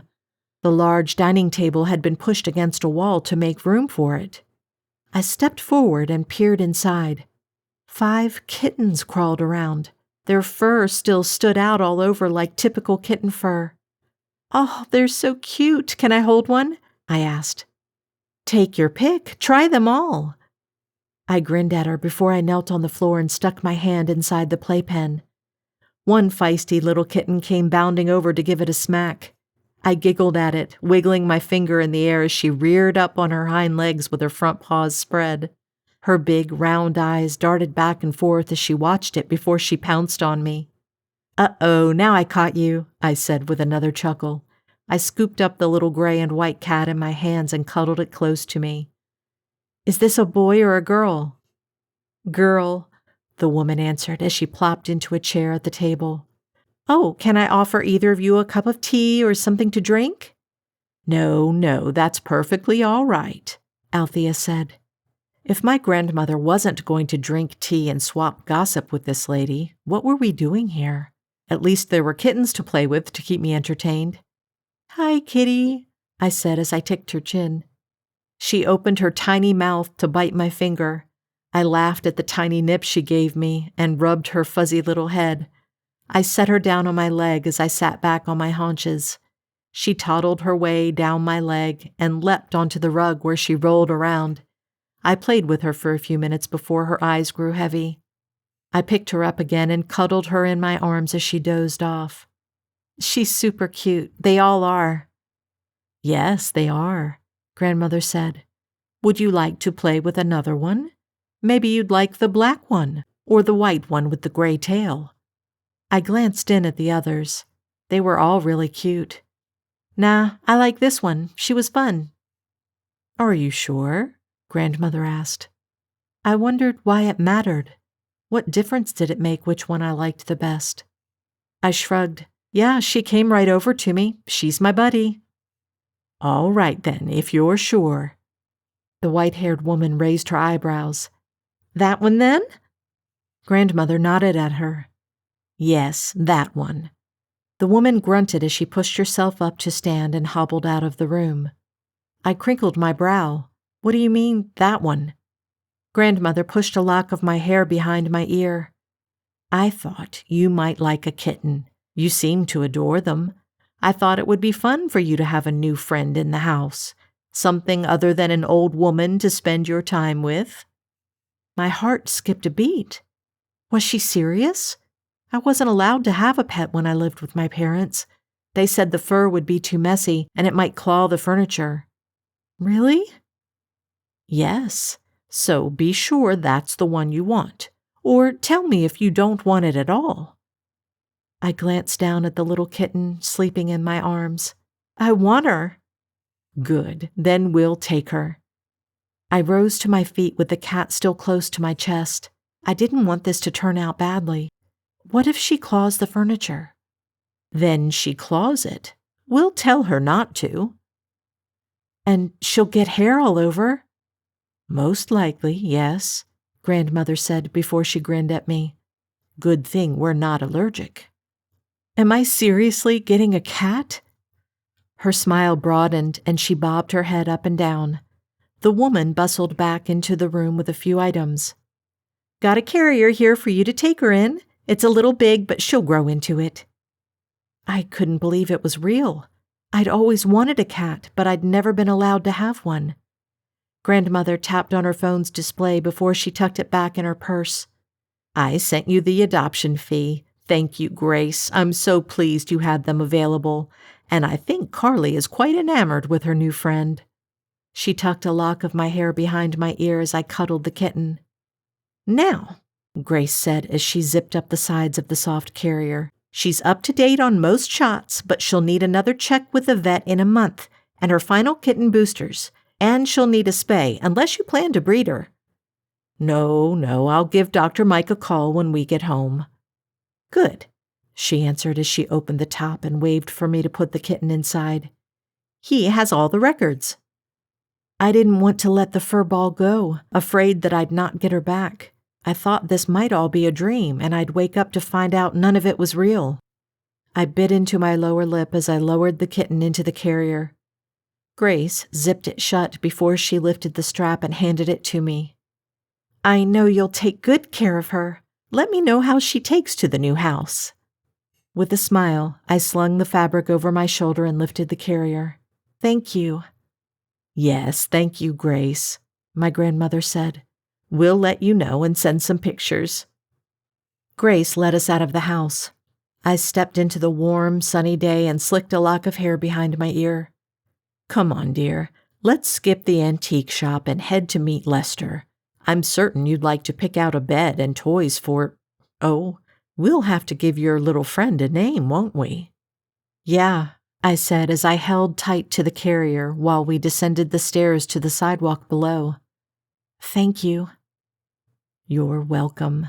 I'm so glad Grace still had them all, so you got to choose the one you liked.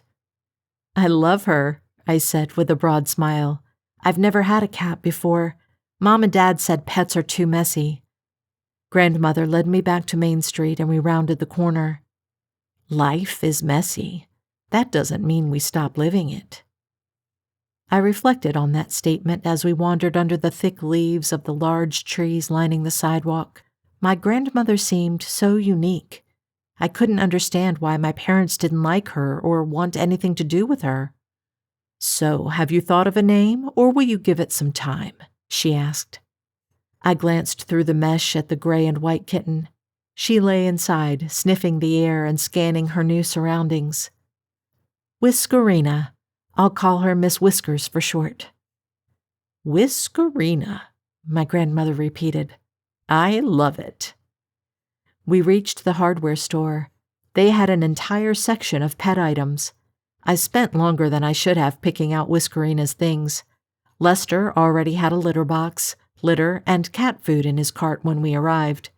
Apparently, only I had been oblivious to the real reason for the trip to town.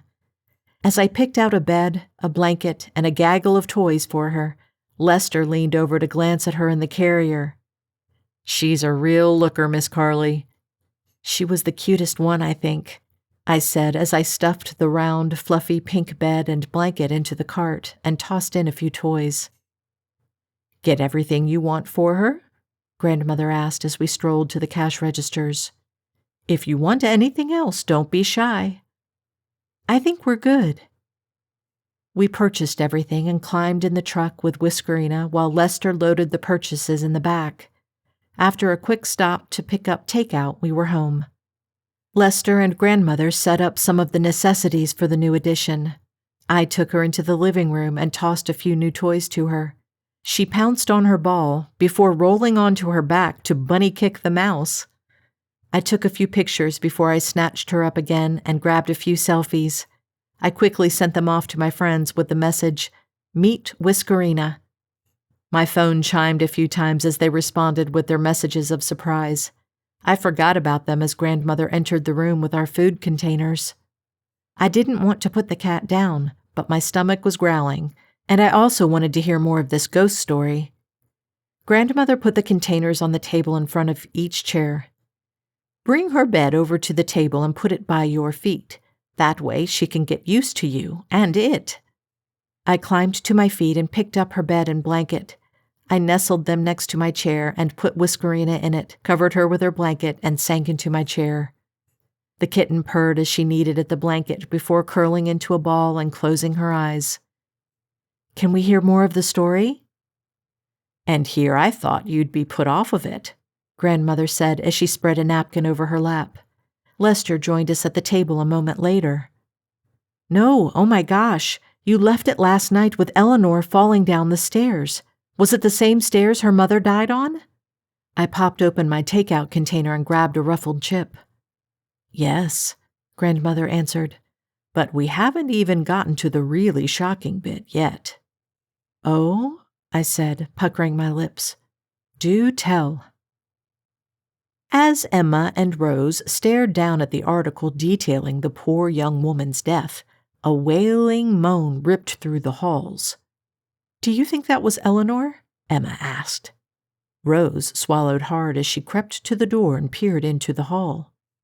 A gust of icy wind whipped past her as the other doors in the hall banged open and shut. Emma joined her, staring at the spectacle.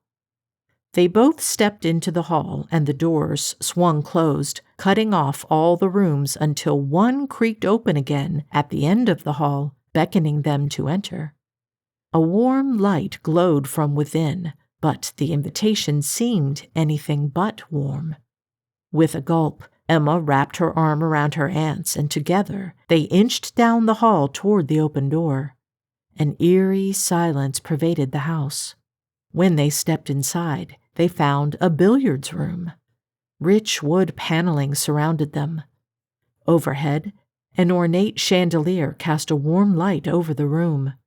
In the room's center, a vintage billiard table with thick, decorative wood trim surrounding the deep green felt that still looked brand new. In the center, a shiny brass key with an emerald gem gleamed in the light. Emma rushed forward and grabbed it, holding it up toward the light. The etching of a phoenix hovering above a flame appeared. She shifted her gaze to Rose. "I wonder where this clue will lead." Chapter 7. "Another key with a different gemstone," I said as I tapped my fingers against the table. We'd finished our meal as she told the next part of the story, and I was itching to know more. "Yes, and it leads to another ghost's tale." "Which is?" I asked with an arched eyebrow. "A story for when we've settled this afternoon. First, I'd like to clear this away." "I'll help." Grandmother waved me down. No, you stay here with Whiskerina and get comfortable." "If you don't mind," Lester said as he rose. I'm going to head out back to split some wood. Not at all. I slumped my shoulders. Lester was listening to the story too. Would we have to miss it while we waited? Do you want me to help you, Lester? No, you stay here. Listen to the next part of the story. I've heard it a dozen times. It's about to get good. It's been good, I said as I scooped up my new kitty and headed for the chaise. I can't wait to hear what happens next. Your grandmother's a heck of a storyteller, that's for sure. He winked at me before he grabbed his takeout container and followed my grandmother from the room. She really was. I wondered how she knew all these details. She'd known Emma, she said, but still, her details were so vivid, it was almost like she was there. I pulled a blanket onto my lap, and Whiskerina wobbled on my lap for a minute before she sat back on her haunches and kneaded my legs through the blanket. While she purred away on my lap, I grabbed my phone and scanned the dozens of messages I'd received from my friends. I answered a few and ignored some.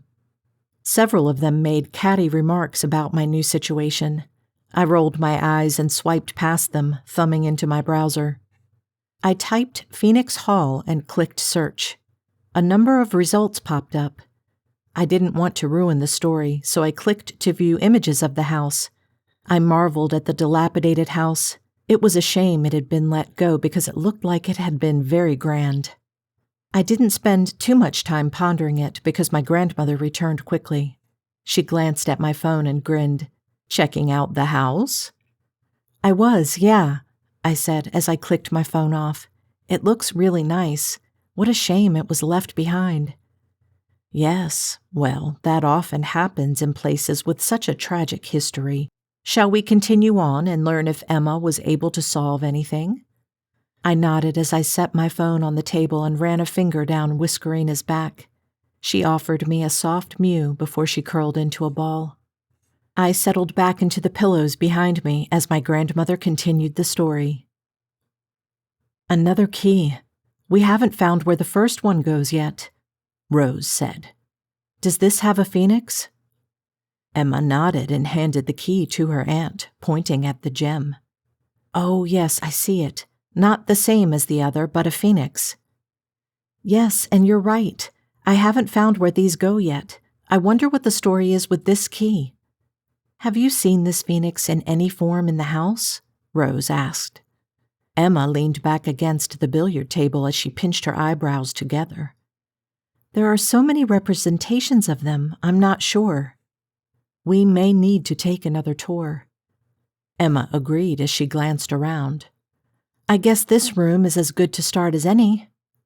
There's a phoenix above the door, Rose said, pointing at it, but it doesn't look like this one. That would have been too easy, Emma huffed out a chuckle. Looks like we're on the move. When they re-entered the hall, they found all the doors open. At least the doors are open now, Rose said. They spent 40 minutes searching the rooms in that hall alone without finding that representation of a phoenix. As they rested for a few minutes in the conservatory, Emma heaved a sigh. The first gem's phoenix I found in a journal. I wonder if this one will be the same. Another journal? Should we keep our eyes peeled for that? Maybe, or maybe some other medium, something that will tell us the tale of this ghost's story. So you think this is another one? Well, we know Eleanor's story, and now we're on to another key. A new key equals a new ghost, maybe. This could take us quite a while to find, Rose said with a sigh as she collapsed against one of the walls. I wonder if we should continue our search through the newspaper clippings in the office. Maybe they would give us some clue. It's not a bad idea. We may learn the story by cobbling together information from them. Rose nodded in agreement, and they started toward the office when Emma froze. What is it? Rose asked. Something just popped into my mind. I'm not sure why. What? Emma lipped her lips as she tried to sort out why she'd suddenly thought of the space. The attic. There's tons of stuff up there. Maybe there's a journal or something there that would tell us more about this ghost. Rose arched an eyebrow. We don't have to go there. We can stick to the original plan. For some reason, that just popped into my mind. No, Rose said with a shake of her head. If you thought of it, we should follow up on it. You're likely receiving something from the spirit. Let's try there first. They reversed their direction and navigated to the back stairs leading to the third-floor space. This is really a maze of stuff, Emma said as they skirted around an old trunk and a tall wardrobe. Rose pulled it open and searched the inside for a clue. Nothing here. This will take us the rest of the night and most of tomorrow to sort through, Emma said. There's just so much stuff up here. Hidden treasures, Rose answered, picking up a dusty but beautifully constructed wooden trinket box. Yes, very much so. They wound around past several pieces of furniture and a stack of paintings. Emma's brow crinkled as she reached the cracked dormer window. Do you see something? Rose asked. Emma snapped her gaze to the full-length mirror she'd studied yesterday. Recovered in its sheet, she focused on the shape of the object projecting at the top. There's a mirror under this sheet. Okay, Rose questioned. Emma whipped the sheet off of it and pointed at the top. With a phoenix on the top that matches the one in the key. Rose gasped. You're right. It matches. Is there anything around it or on the back that will tell us anything? Rose stepped around it to study the back. Emma stared into the glass at her own reflection, her forehead pinching. She twisted to glance over her shoulder at the room behind her before she returned her gaze to the mirror. Something moved inside of it. Aunt Rose? What is it?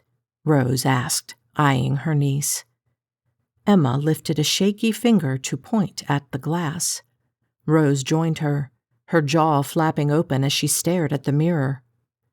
The scene changed, showing a young, dark-haired woman painting in the conservatory of Phoenix Hall. She dipped her paintbrush in the black paint and signed her name at the bottom of the landscape.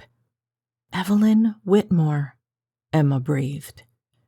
They continued to watch the scenes unfold in the mirror.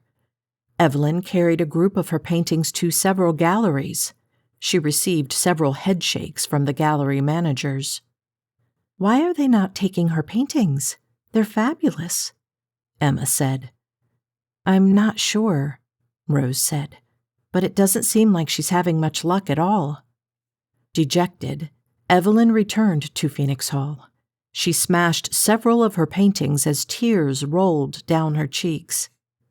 What a shame. She's destroying her work, and the paintings are lovely, Emma cried. Evelyn collapsed to the floor. After a moment, she wiped at her tears and stared up at an unscathed painting. Her eyebrows knit together, and she climbed to her feet. With a brush in her hand, she painted over the name. With a smaller brush in hand, she dipped the tip in black paint, then scrawled a new name at the bottom. Julian Ashford, Rose said with a pinched brow. The scene in the mirror changed, showing Evelyn returning to several galleries. This time, the reaction she received was much different. She shook hands with several of them before they hung her paintings in their gallery. Sold signs quickly appeared across several of the paintings. The mirror showed them Evelyn reading a newspaper article detailing the success of the reclusive Julian Ashford. She smirked at it, pleased at her success, despite using a fake identity. The headline changed. Emma crinkled her brow as she read the new text. Questions mount about Julian Ashford. Evelyn sat in front of a blank canvas, unable to paint as she fretted over the newspaper article. She grew increasingly despondent before she painted another landscape and signed her own name. The painting was immediately rejected by the same galleries that had just sold her paintings with the other name. She argued with the gallery director but failed to achieve anything. The mirror showed her returning to Phoenix Hall. A new newspaper article outed the ruse. The headline hinted that she'd face criminal charges over impersonating another artist. The final, chilling images revealed Evelyn's fate. Her feet swung as she hung from a beam in her beloved painting studio. The pictures in the mirror faded, and the glass showed Emma and Rose's reflection again. Emma wrapped her arms around her midriff. "That's awful. She was ruined, and all because she could only sell her work if it had another name on it. It's a shame, given her talent. She must have felt so awful when those articles outed her." "Yes, and based on her gruesome end, she is likely still here, roaming the halls." "How sad," Rose said. "It looked to be about the 1940s. I wonder if there are any articles in the office about it." "Let's take a look," Emma said.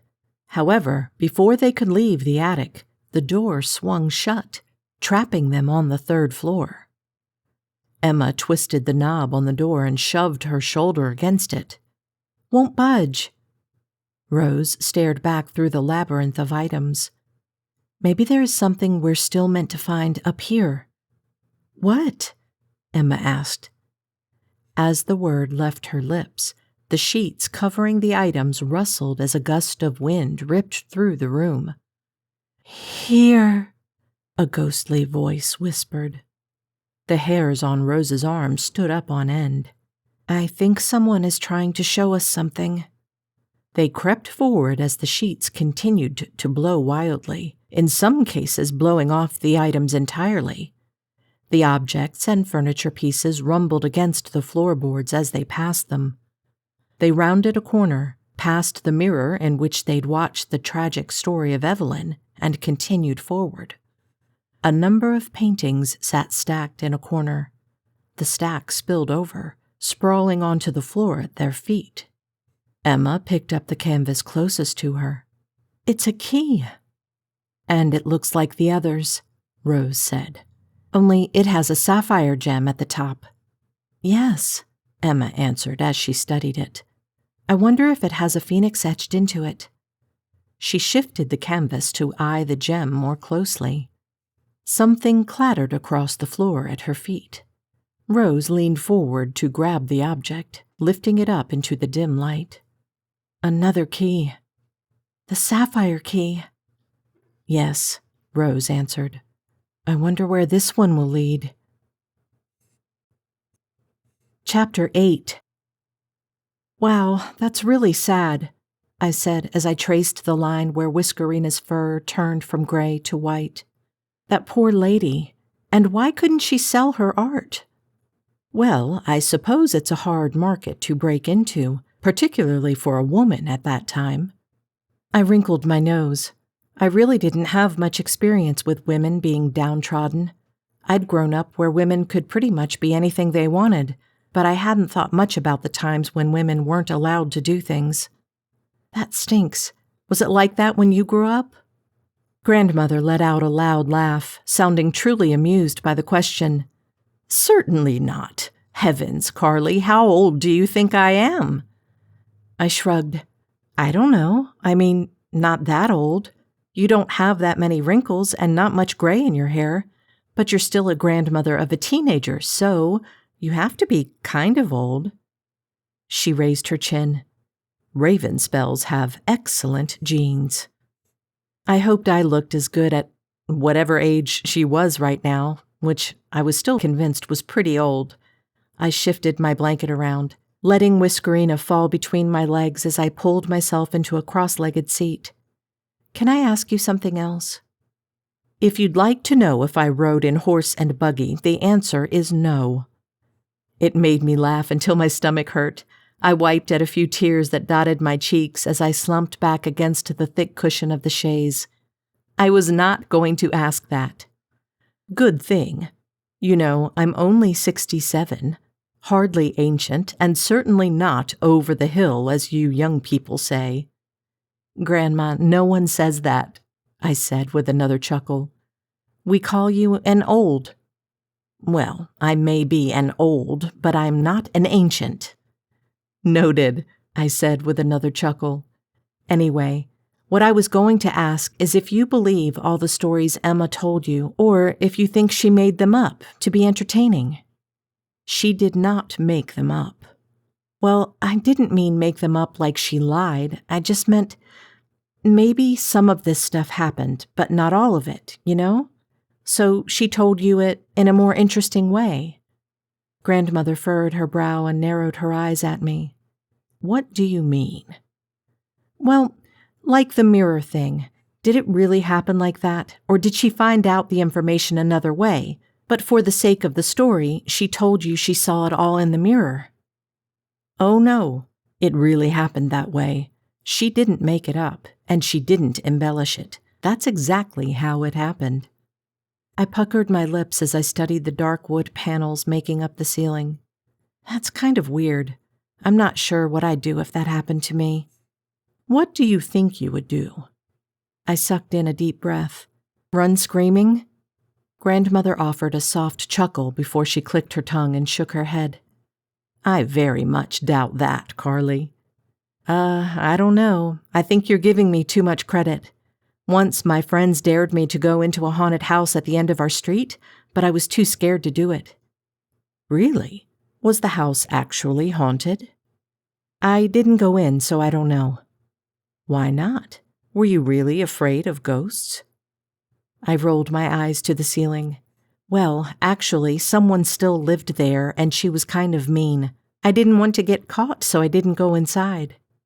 So it had nothing to do with ghosts, and more to do with the living. I guess so. I mean, I like scary movies and stuff, but if it actually happened to me, maybe I'd be scared. Was Emma scared? Of course.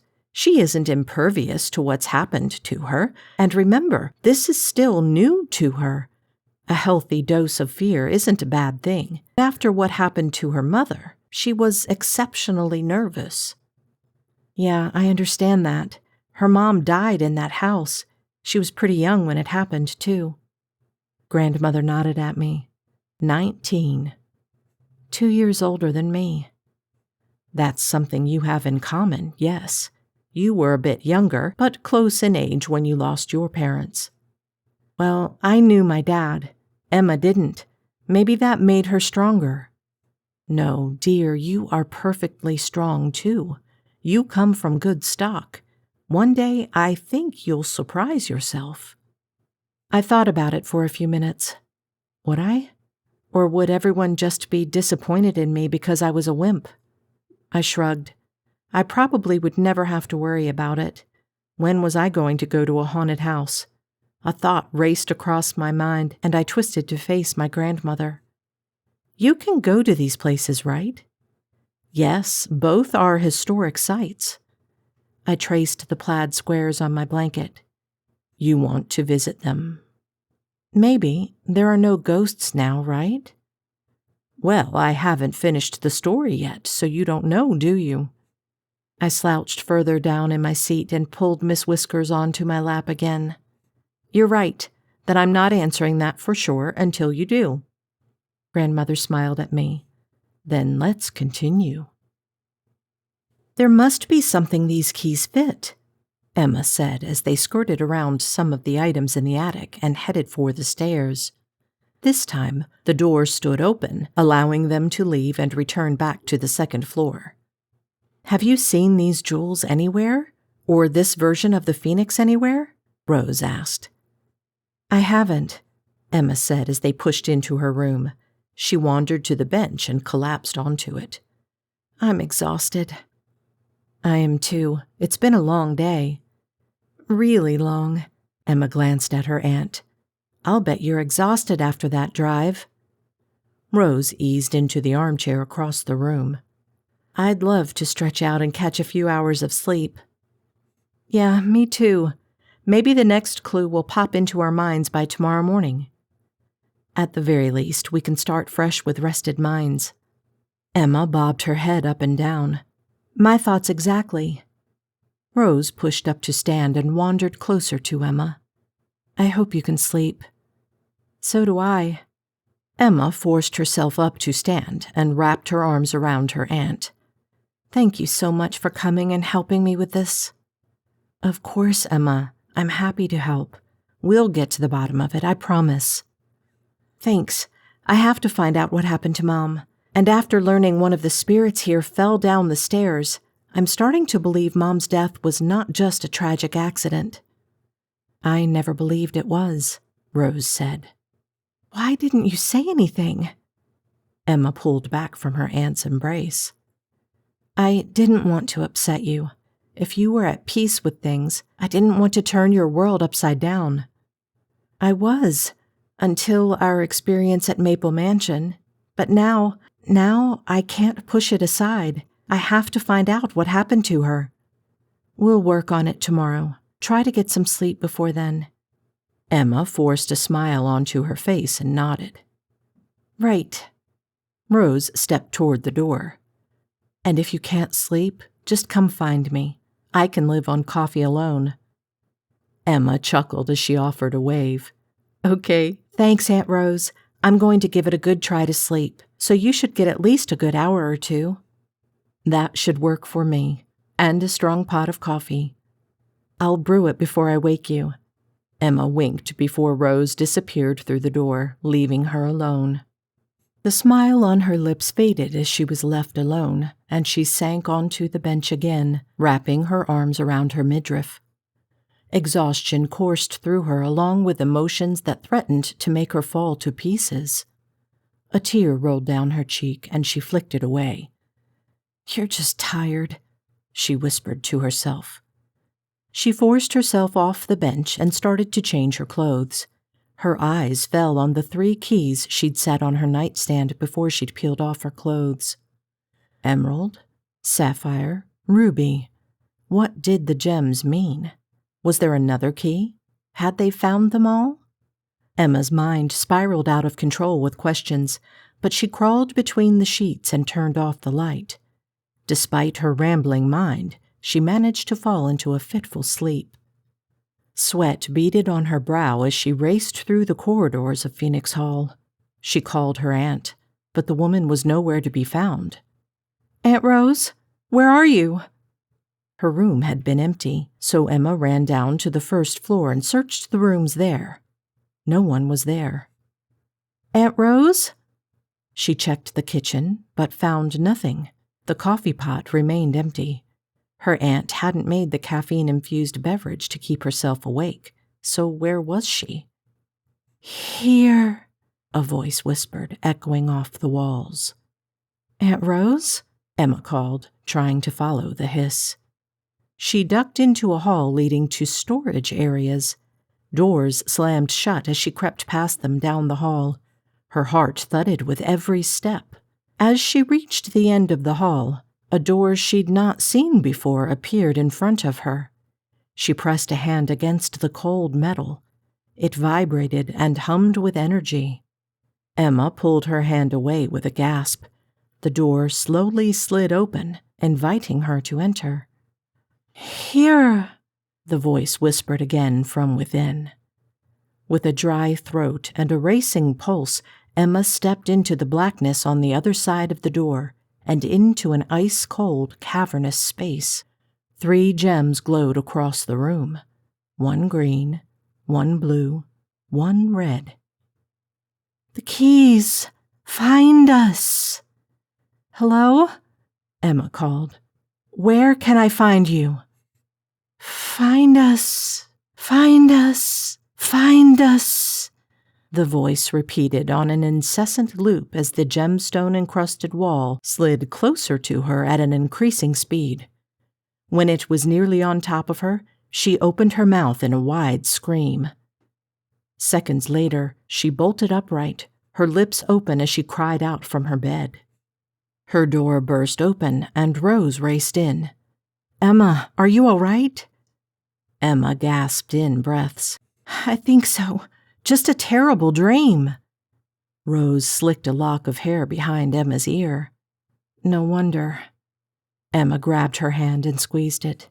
Did you manage any sleep? A little. It seemed to go far better than yours. Emma huffed out a chuckle. I was sleeping pleasantly until that dream, and Her features fell from an amused expression to a pensive one. "What is it?" Rose asked. "I think I may know where to use these keys." Emma scurried from under the covers and pulled her robe over her nightgown. "Where?" Rose asked as she rose from her perch on the bed. "The cellar. I didn't look around down there much. It seemed to be mostly a wine cellar, but in my dream there was a metal door. I recall seeing it down there, at least I think so." "It's worth a try." Rose snatched the keys from the night table and shoved them in her pocket. "We can make coffee along the way if you'd like." Your scream sent enough adrenaline into my system to keep me awake for now. If we find anything that we need to follow up on, I may take you up on that offer. Emma nodded as they headed into the hall and navigated to the first floor before descending another level to the wine cellar. With the bare bulbs offering stark light, Emma skirted the cobweb-covered racks, following the stone wall to the back corner. A silver-colored metal door stood. Emma studied it, swallowing hard. "This is the door I saw in my dream. A voice told me to find them." Rose reached a trembling hand out and tugged on the handle. The door caught on the lock. "Try one of the keys," Emma whispered. Rose dug them from her pocket and used them one by one. None of them unlocked the door. "I saw a set of skeleton keys upstairs. I'll grab them along with the flashlight." Emma retraced her steps to the pantry and retrieved the items before returning to her aunt's side. After a few tries, they found a key unlocking the large door. It creaked open on its hinges, leading to a long, dark passage. Emma clicked on the flashlight. It did little to reveal many details. However, 3 things gleamed at the end of the hall: a sapphire, a ruby, and an emerald. The women exchanged a glance. Had they just found the secret held within these walls for over a century? Chapter 9. "Oh, it's getting good," I said as I rubbed my hands together. "And I'm getting hungry," my grandmother said as she rose from the chair. "What? No!" I cried as she shuffled from the room. "We're just getting to the good part. Let's just order a pizza or something." "We just had pizza," she answered. "Come on, we can keep talking while we make and eat our dinner, and then it's off to bed for us. I have an early day tomorrow with the Ladies' Guild." I rose from my seat with Whiskerina in my arms. "I'd better feed Whiskers, too. I bet she's hungry." "I'll bet. I'm surprised she slept as long as she did." Grandmother stroked her fur when I reached her in the doorway. "She's a nice little kitty. You picked well." I grinned at her as we made our way to the kitchen. "Thank you again for getting her for me. I've never had a pet, but I've always wanted one." "Did your parents really never allow you any animals?" "None. They said cats were messy with fur, claws, and litter, and dogs were too much to take care of. No pets for me, and I always wanted a cat." "Well, now you have one," Grandmother said as we arrived in the kitchen. I found the bowl we bought earlier, along with the food, and emptied the stinking-smelling stuff onto it before I set it in front of Whiskerina. "Here you go, Whiskerina. Eat up." The kitten devoured it in record time. Wow, she was hungry. "She's a growing girl, like you, which is why we cannot eat pizza every night." "I think I could and still grow." My grandmother laughed as she stuffed the box of aluminum foil into the drawer after lining a pan. She preheated the oven before she went to the refrigerator and removed a bowl. Luckily, I made something ahead of time for dinner for my growing granddaughter. "What is that?" I asked as she retrieved a packet of English muffins. "Tuna salad. We'll have tuna melts." I murmured. "Please don't tell me you've never had a tuna melt." I chuckled. "No, I've had this before. Can I help?" "Yes, please split those muffins and line them on the pan." I nodded and grabbed a fork from the drawer and used it to split the muffins. So, what did Rose and Emma find when they explored the gems? My grandmother slid a scoop of tuna salad onto the top of a muffin before placing a slice of cheese on top. She held up a tuna-encrusted finger. Before I continue, will you be content to stay here tomorrow morning while I go to town? If you'd prefer not to stay by yourself, you're welcome to come with me, though I think you may find the guild's discussion less than exciting. I'll be fine here, I said as I split the last of the muffins and laid it on the foil-lined tray. I'd like to work on my painting before my lesson on Friday. Oh, that would be an excellent project for you while I'm out. I'm excited to see your final project. How did you find Vivian? Do you like her? Yes, I said as I dusted off my hands and washed the fork. I hope she'll be happy with the extra work I'm going to do tomorrow. I'm certain she will be. She tells me you have great promise. I smiled as I set the fork in the drainer to dry. That's nice to hear. I suppose you won't let me look at it while it's in progress. No way, I said with a chuckle. You can't see it until it's finished. That will be difficult, but I'll try to be patient. Can you at least give me a hint as to what you're working on? Is it a landscape or the tree over the studio? She finished another melt and scooped more tuna salad from the bowl. Nah, neither of those. I went with something from my own imagination. Oh, abstract or something more concrete? Concrete, I answered with a nod. She asked me to do something that was my own creation, so I had a thought and that's what I went with. It's like a room that popped into my mind. Grandmother flicked her gaze to me before she fluttered her eyelashes and returned to her work on the second-to-last muffin. Well, I look forward to seeing what your imagination has created.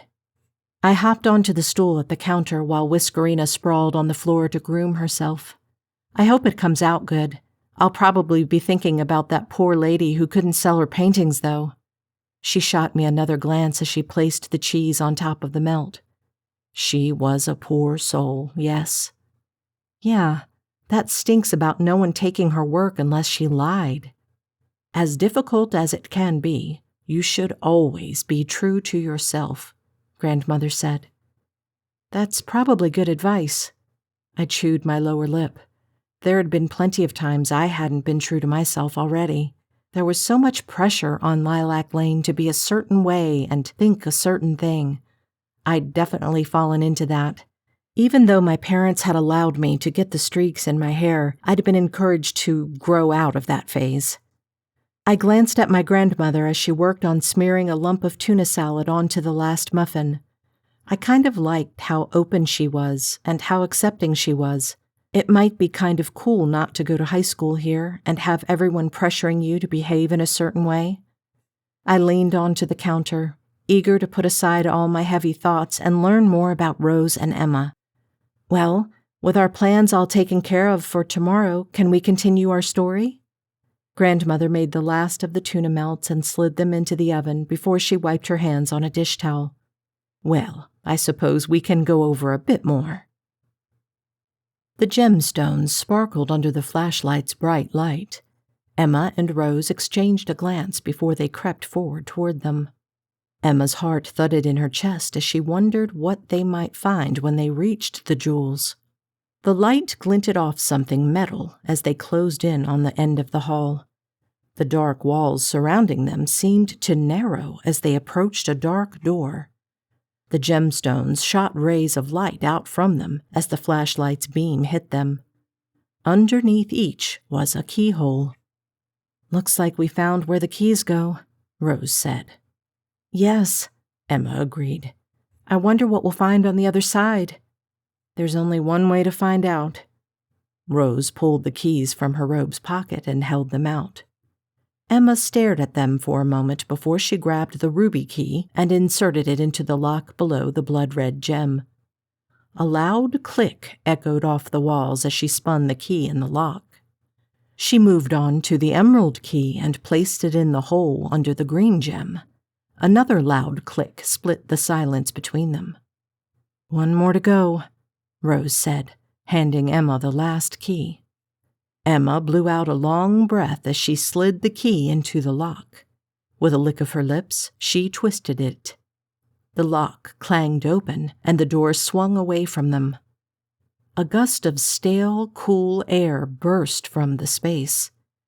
Emma aimed the flashlight inside. The beam bounced off the ancient weathered stone. It looked far older than the stones that made up the other parts of the cellar. Emma stepped into the space that seemed to be frozen in time, her nostrils filling with the heavy scent of dampness and age. The light caught on a large stone pedestal standing in the middle of the chamber. Cobwebs covered a worn, leather-bound book, its pages yellowed with age that sat atop it. Smaller pedestals surrounded the central one covered in cold, dark candles. As they took another step into the room, the candles burst into flame, their meager, flickering light casting eerie shadows on the walls. Soft, haunting music burst from an unknown source, both enchanting and hauntingly melancholic. Emma's heart thudded in her chest as she continued to take in the room. Ornate stone crown molding jutted out over hangers containing cobweb-covered tapestries depicting scenes from Phoenix Hall's history. Emma studied one, her breath catching in her throat. It portrayed the imprisonment and subsequent death of Eleanor Whitmore. "How awful," Emma whispered. She studied another tapestry depicting the death of Evelyn Whitmore. She paused before she moved on to another. Something caught her eye, and she leaned closer to the dusty tapestry. "Aunt Rose, look at this." Emma pointed at a small, dark smudge standing in the doorway as Evelyn hung from the rafter. "Is it dirt?" Rose asked. "I don't think so." Emma hurried back to the first tapestry showing Eleanor's death. "It's on this one, too."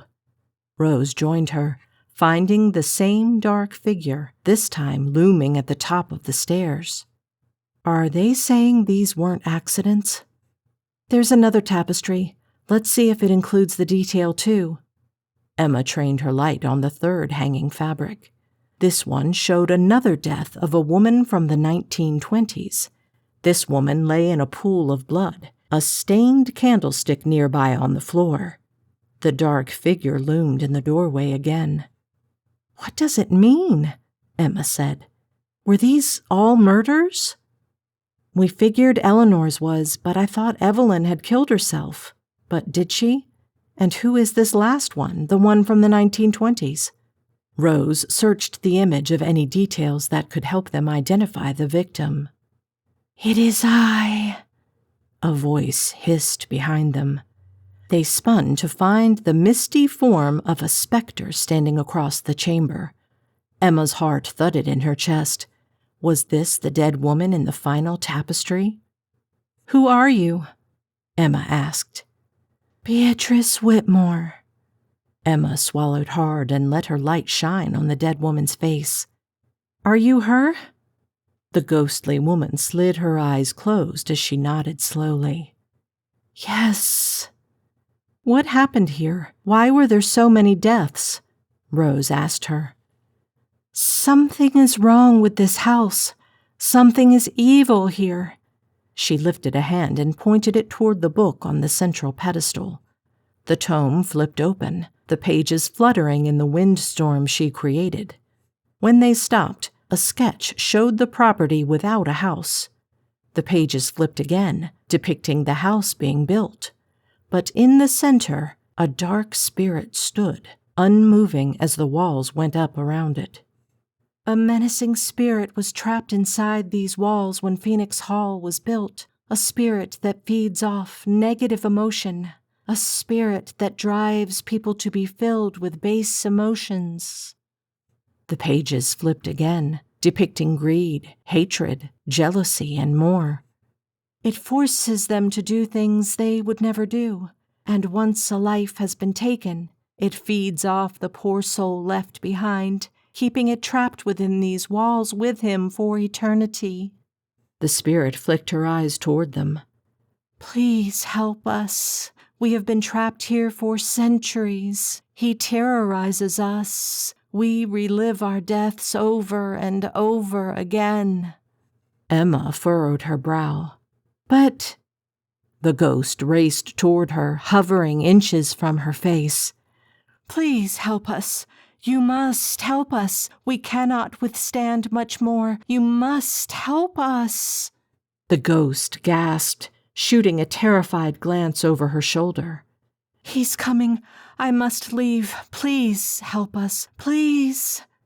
She shot toward the wall, disappearing into it. A roaring howl swept through the chamber. The air turned heavy, becoming difficult to breathe. Both women clapped their hands over their ears and squeezed their eyes closed. The thick air swirled around them in a wind tunnel, turning fetid. Emma choked on the stench.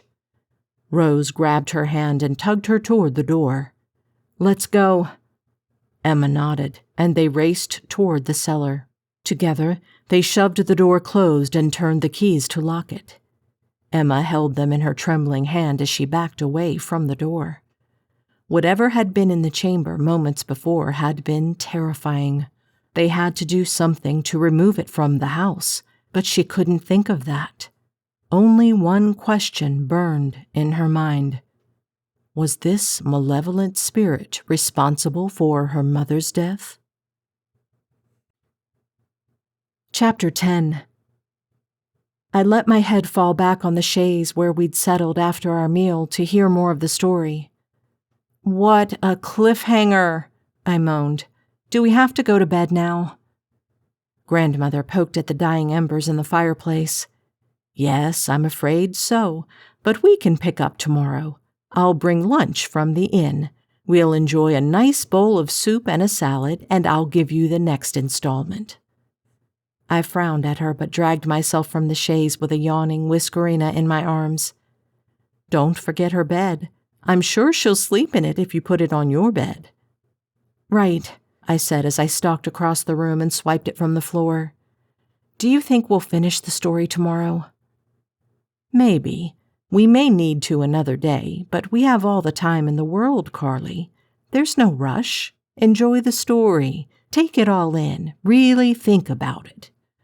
I bit my lower lip as I considered her statement. "Okay, we won't rush, but I do want to hear more." "And you will. There are plenty more to come if you're game for it." "I am," I said with a smile and a nod as we mounted the stairs. I'd been intrigued by the stories. I wondered how many more it would take to get to the tale of my music box. We said our goodnights, and I entered my bedroom. With Whiskerina in her bed near my pillow, I changed into my pajamas before I plopped onto the bed and opened the music box. As I brushed my hair, I pondered where it had come from. Had Emma given it to my grandmother? What story came with it? I couldn't stop thinking about it. I'd have to really concentrate on working on my painting the next morning to pass the time until my grandmother got home from whatever meeting she was going to. As I pulled the covers over me, the music still filling my room, I wondered about the guild meeting. My grandmother didn't seem the type. People in town had been friendly to her. Everyone waved at her as we went down the street, but she didn't seem like the person who'd belong to a club of women. I drifted off to sleep with those thoughts, but when I awoke, the only thing on my mind was what had happened at Phoenix Hall. I'd have to wait all the way until lunch to find out more. I lay in bed with my music box playing for a little while. Whiskerina had crawled out of her bed in the middle of the night and nestled on my pillow. I scratched her soft fur, and she opened her eyes to slits before she began to purr. "Good morning, Miss Whiskers," I said with a grin. We spent a few minutes together before I forced myself out of bed. After a quick shower, I collected Whiskerina and shuffled down to the kitchen for a hearty breakfast of over-easy eggs, bacon, toast, and fresh squeezed orange juice. Grandmother grinned over the rim of her goblet-like glass. "I got those oranges from my tree in the greenhouse. You haven't been out there yet. You should take a look sometime." "Maybe if I feel like taking a walk this morning," I answered, "if my painting muse doesn't feel like showing up." "Are you certain you'll be all right? I could give you my credit card and turn you loose in the shopping district. Anything you'd like. My treat." I smiled at her as I considered it. Maybe next time. I'll hang out here with Whiskers and work on my painting. I don't want to disappoint Vivian after only one session. I admire your commitment, and I'm certain Vivian will too. We cleaned up breakfast, and my grandmother, after checking on me one last time, left the house for her trip to the Ladies' Guild meeting. I stood in front of my canvas, making adjustments to my sketch before my eyes wandered to the greenhouse outside. I decided to check it out before I continued my work. Whiskerina had crawled into a dark spot for a morning nap, so I left her behind, pulled on my boots, and trudged out into the backyard. I hadn't realized a stream cut through the back before the mountain rose behind it. Lester waved from the ladder he stood on while trimming a tree. As I reached the glass house, I waved back and pulled the door open. A variety of plants flourished inside, including the citrus trees my grandmother had told me about.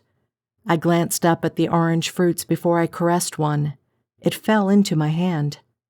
I pressed it to my nose and inhaled the fresh fruit scent. After exploring some of the other flora in the greenhouse, I took my find back into the main house. I dug a knife from the drawer and sliced the orange before I took a bite. Sweet juice danced across my tongue. So my grandmother hadn't added sugar to her juice this morning. I wiped my lips and loaded the rest of the fruit onto a plate. I wasn't feeling very creative yet, so I wandered into the library and eyed a few of the books. I smiled at the collection of Nancy Drew books on one shelf. They looked old.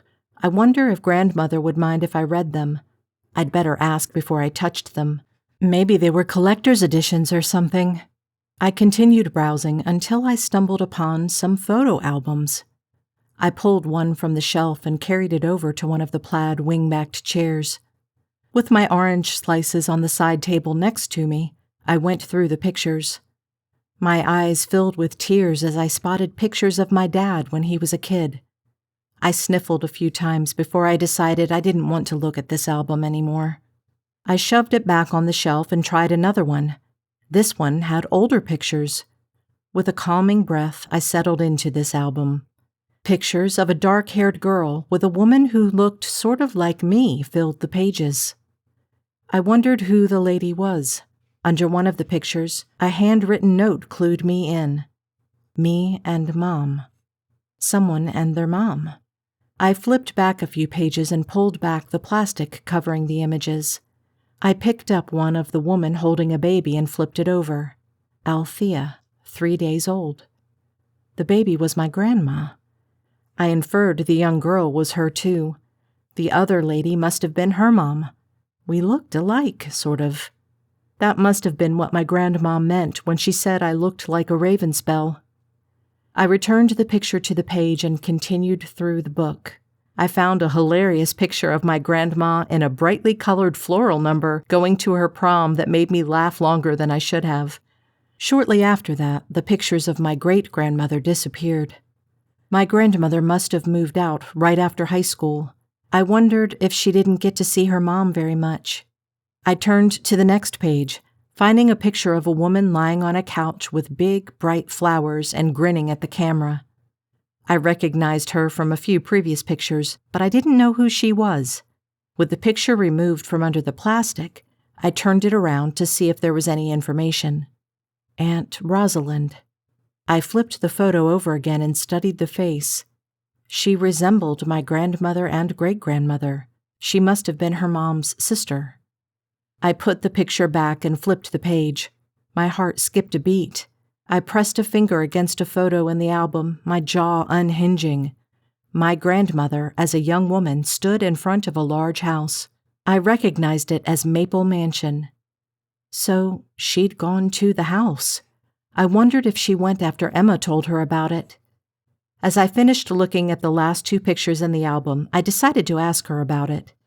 I slid the book back on the shelf, finished my orange, and took my plate back to the kitchen to wash. Before I could head back to the studio, I heard the front door open and close. "Yoo-hoo!" My grandmother's voice echoed through the house.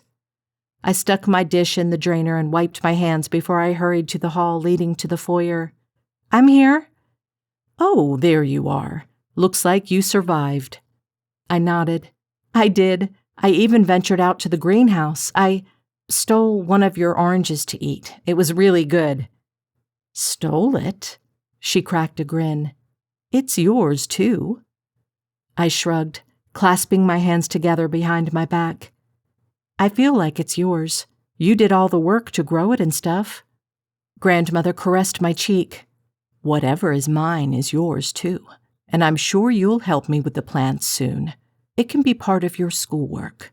It's a very useful skill to be able to grow your own food, and very rewarding." "It was pretty good," I admitted. "How was your meeting thing?" Grandmother ran her fingers through her hair as she set a bag of delicious-smelling goodies on the counter. I sank onto the stool. "What did you get for lunch? It smells good." "Oh, I think it will be. Tomato basil soup, spinach and feta salad, and lemon tart for a little sweetness after. Did you get your painting worked on?" "Sort of. I did a little more on the sketch, but then I got uninspired and went for the orange. Oh, I have a few things I wanted to ask you." "Go ahead," she said as she retrieved the pitcher of raspberry lemonade from the refrigerator. I hopped off my stool and grabbed a few glasses from the cupboard. Grandmother filled them with ice before I poured the pink lemonade into them. "I found some Nancy Drew books in the library. Would it be okay if I read them?" "Of course, Carly. You needn't ask." They looked super old, so I figured I should ask.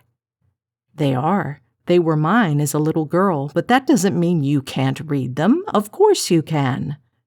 I thought they were special or something. I didn't want to mess them up. Mom and Dad had stuff I wasn't allowed to touch. "You can touch anything you'd like here." "Hey, speaking of you being a little girl, I also looked through a few picture albums." I felt my face heat up.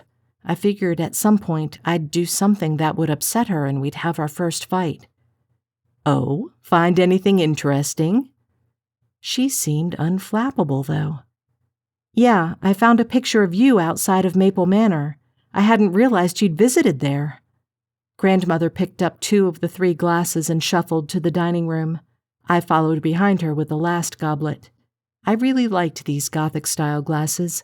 My grandmother and I had the same taste in things. "Oh, yes," she answered as she sat the glasses down. "If you'd like to visit, let me know. We'll plan a road trip." "Okay, I mean, there are no ghosts there now, right? So it may be cool to visit." My grandmother's face brightened. "No, there are no ghosts there now. Let's plan for it. Maybe next week?" "Oh, that soon?" We retraced our steps to the kitchen to retrieve the takeout. "Oh, if you prefer to settle in more, that's fine. I didn't mean to push." "No, I mean, I think that would be cool. I feel pretty settled in." The truth was, I felt more settled here than I had on Lilac Lane. I didn't know why, but I did. "I've never done a road trip before."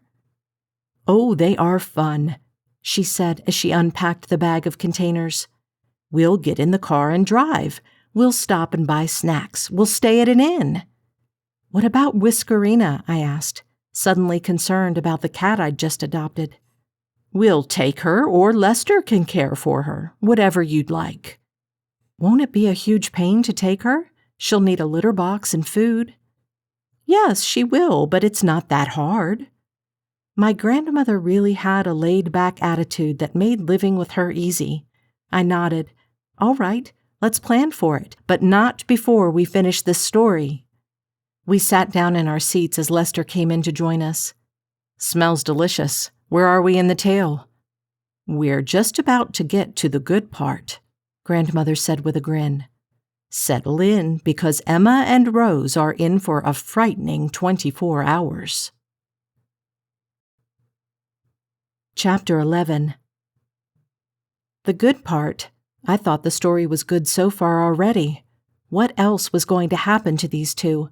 And had my grandmother visited Phoenix Hall too? I'd have to ask her. Maybe on the road trip we're taking. I'd never been on one before, and I had to admit I was pretty stoked.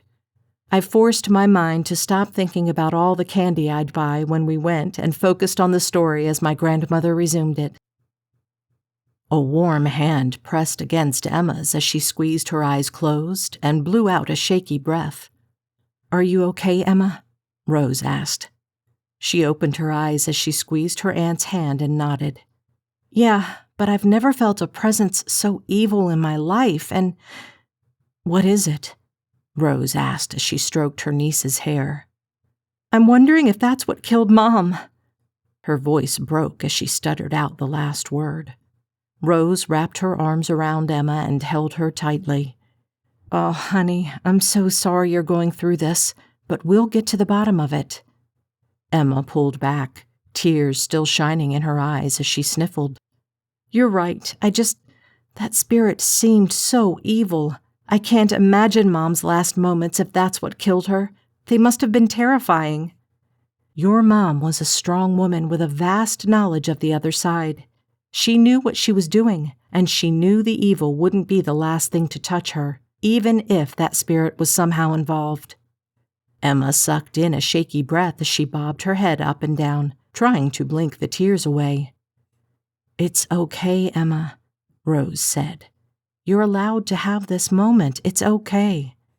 A few tears rolled down Emma's cheeks. I thought I'd dealt with this when she died.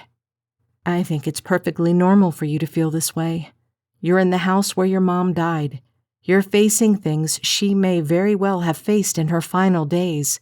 It's bound to be upsetting and overwhelming. Emma wiped at her nose and bobbed her head up and down. Yeah, you're right. I thought I could do this without breaking down, but— You're not breaking down.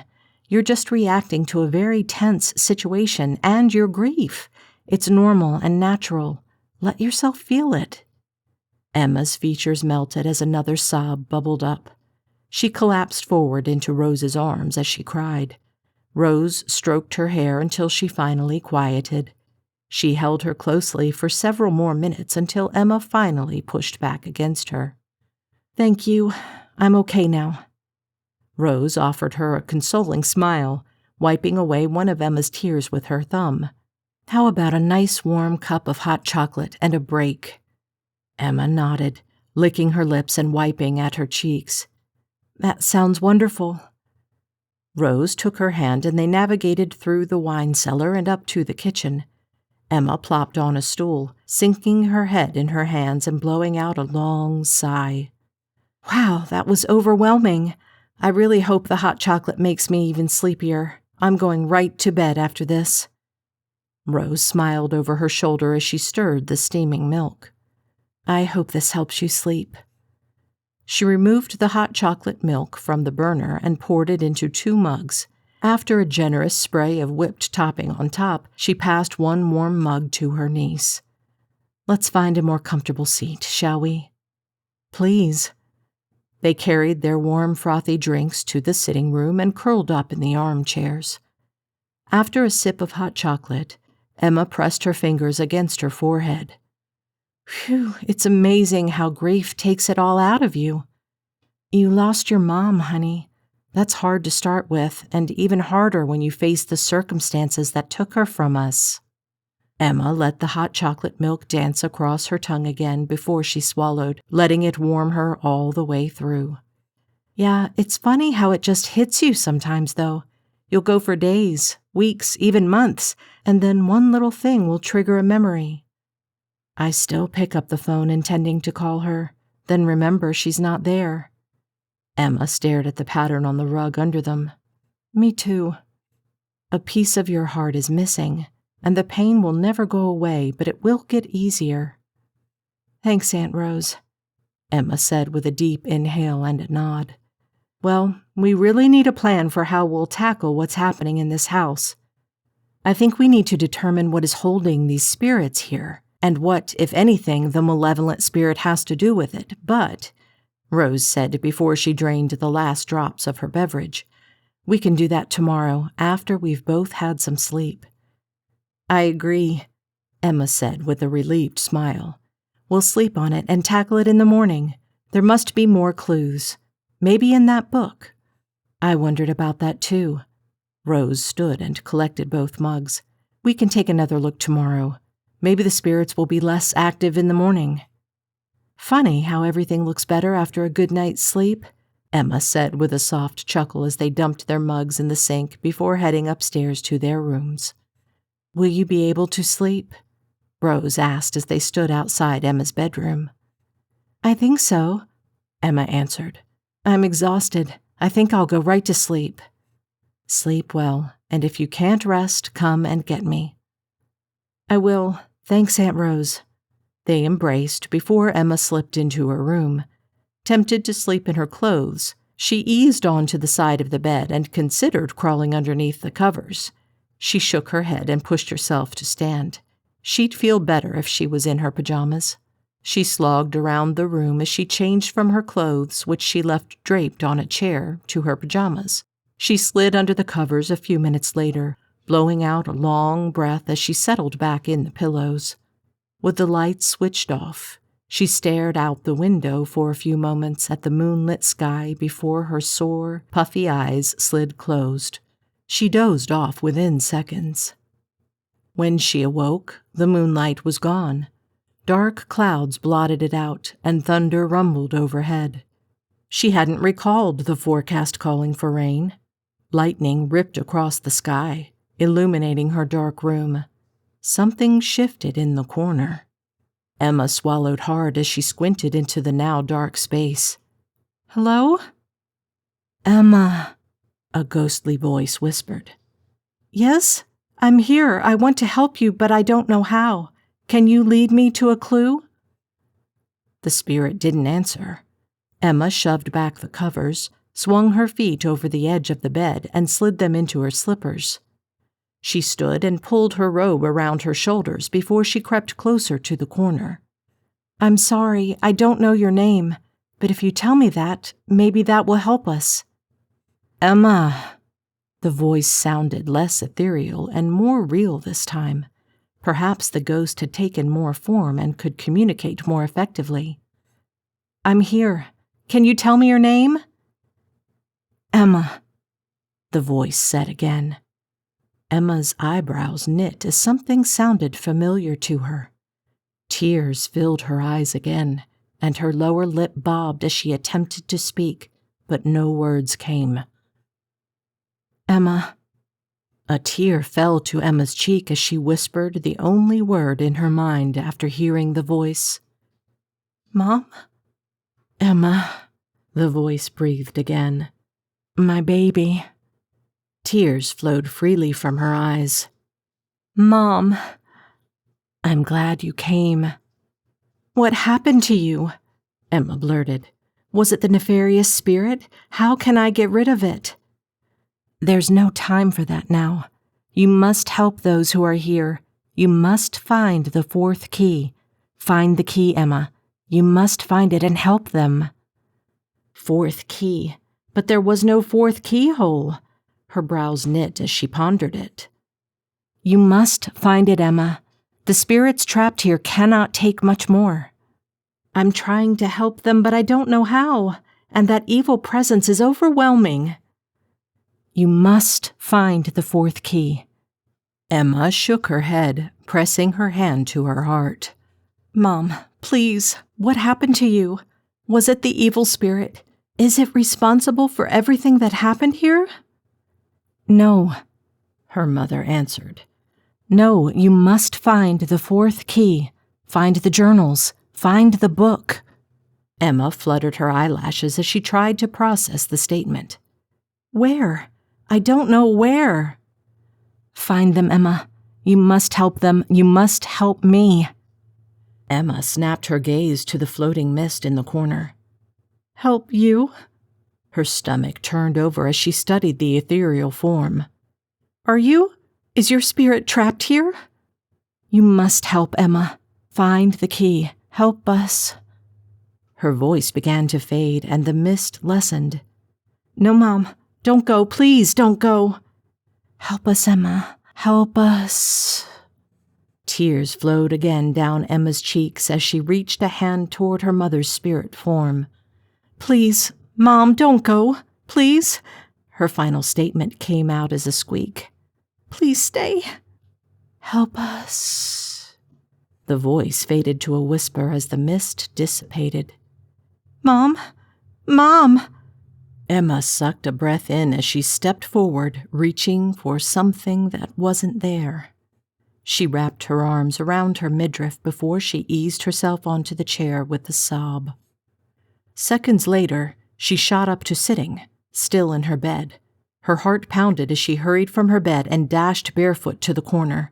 "Mom! Mom!" She waved her hands in the darkness before she rushed back and flicked on her light.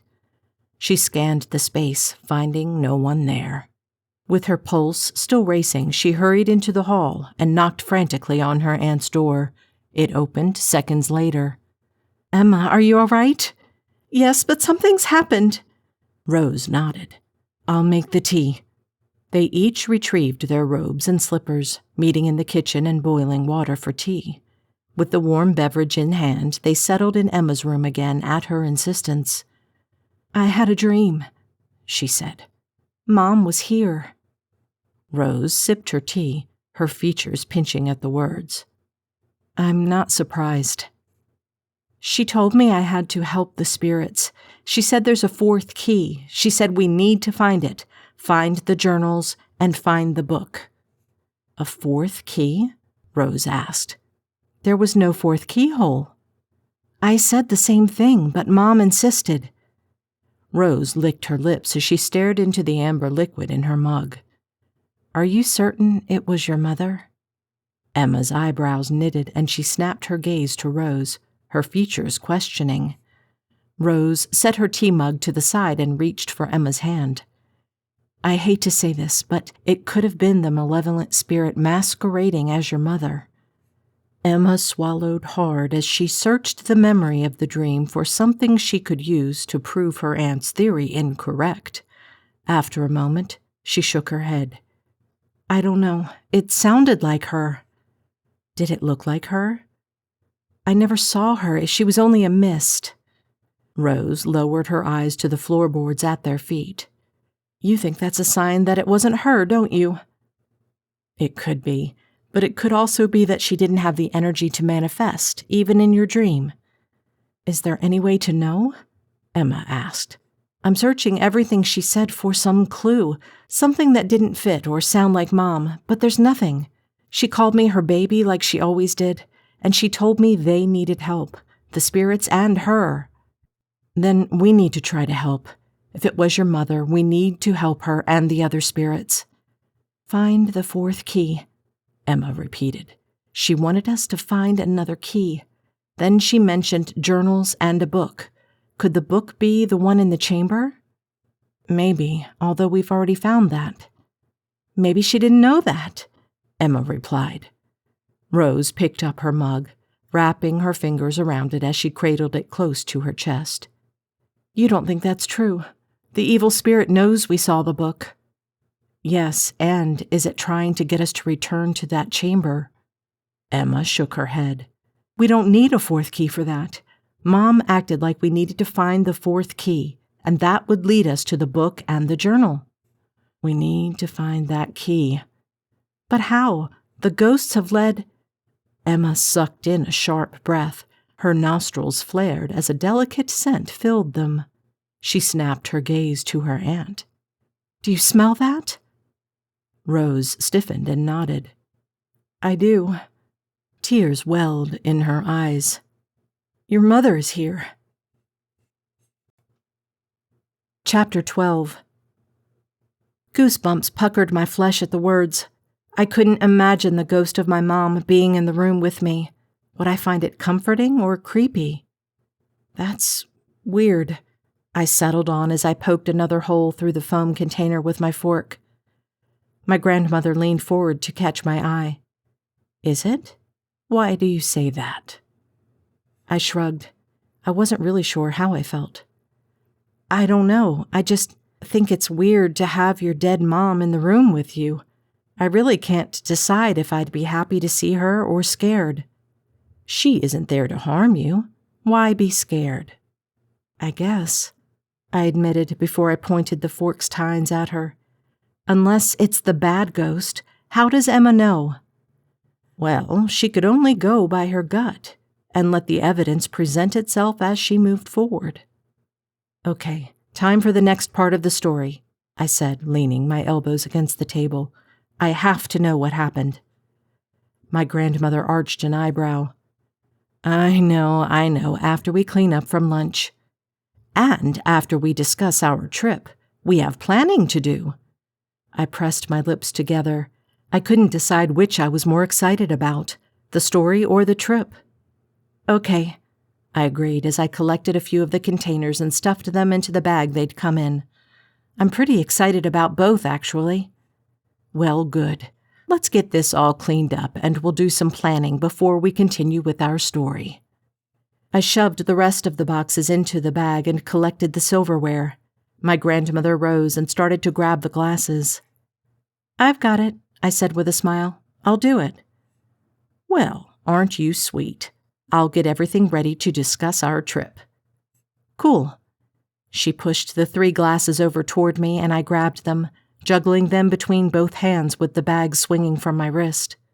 I shuffled everything to the kitchen, washed the glasses and silverware, and set the bag filled with the trash near the back door. Lester would take it out to the trash can whenever he came back in from his yard work.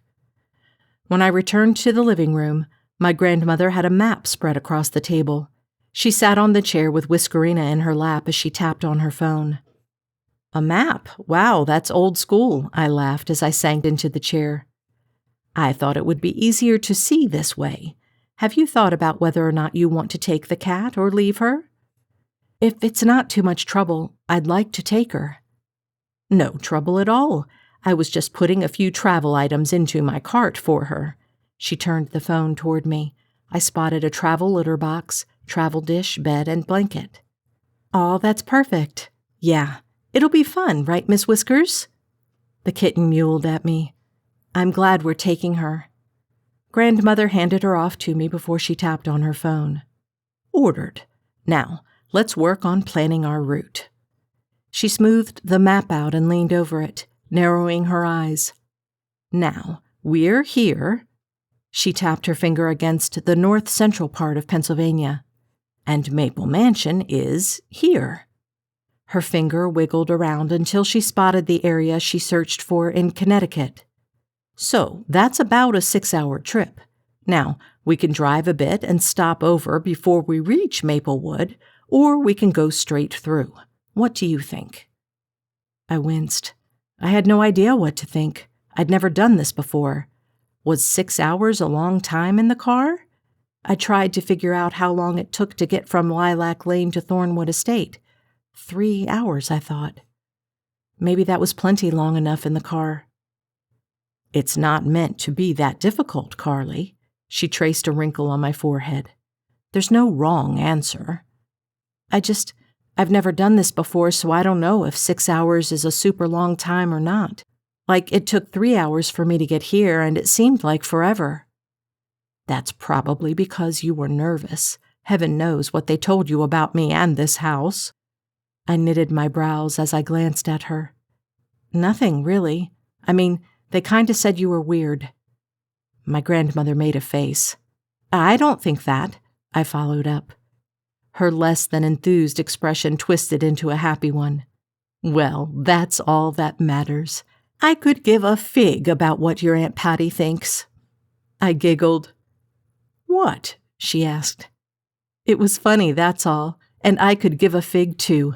Aunt Patty thinks I'm weird too. You are not. You're perfectly normal and a lovely young woman. Good. With that out of the way, let's concentrate on our trip. Now, I say we do a stopover. 3 hours in the car is enough. We don't want to be driving all day. We want time for strolls and meals, and we don't want to be exhausted when we get there. Okay, I said with a nod. I puckered my lips and wrinkled my nose. I'm not being a wimp, right? Grandmother tapped around on her phone. What do you mean? Maybe 6 hours isn't that long. 3 seemed long enough.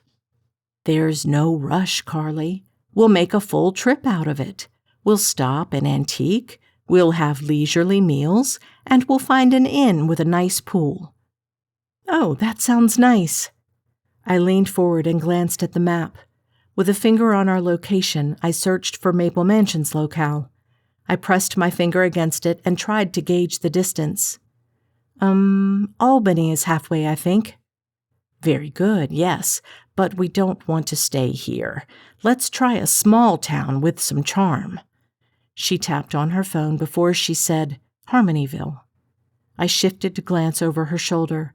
She showed me a picture of quaint streets filled with shops and cafes. It looks really nice. She tapped a few times on a travel app. Now, let's pick an inn. My grandmother was really savvy with travel. She waved a finger in the air before she selected something else. Wait, I'm filtering for only those with a pool. Here we are. I pulled my chair closer and studied the list. Ew, no, I said as she scrolled to the second one. I don't like that one. All right, she said. What about this? The Moonlight Inn. I studied the Victorian-style inn surrounded by towering oak trees. Grandmother swiped to a new picture showing glowing lanterns surrounding the front door. It looked warm and inviting. The interior pictures featured plush armchairs nestled around a cracking fireplace, lace curtains, and lots of old-world charm. I love it, I said. Really? She asked. Oh, is it bad? We didn't travel much. Dad's work kept him pretty busy. No, the inn is lovely. I just didn't expect you to like its style. I thought you'd prefer all that modern sleekness in those newfangled hotels. Ugh, I hate that stuff. Give me one of those Gothic houses with dark woods and lots of history. And a ghost rattling around in the attic? She clicked to begin booking it. I'm not convinced about the ghost bit, but we'll see. All right, we're all booked for the first night. Now, let's move on to Maplewood. Then we'll work on the way home. An hour later, we'd booked all our stays for the trip, deciding to stay twice at the Moonlight Inn at my insistence. I wanted to spend more time in the town. After a debate on trying a new spot on the way home, my grandmother gave in and we booked the last stay. With our plans set, I glanced at my phone. Wow, that took a long time. No wonder I'm hungry. Planning a trip works up an appetite, doesn't it? Yeah. What's for dinner? Strawberry chicken salad, she said. Fresh strawberries. Sounds yummy. I hope you'll enjoy it. And I made tapioca for dessert. She rose from the table and gathered the map, folding it as she walked toward the bookshelf. Huh? I asked as I joined her and headed to the kitchen. Tapioca. Oh, but we must eat it warm. It'll fill us up for the night after the lighter dinner. I wondered what in the heck this dessert was. Grandmother grabbed a pot from the refrigerator and set it on the stove, turning it on low heat. Would you mix the salad together? Everything's in the refrigerator. I'll work on the dressing. Sure.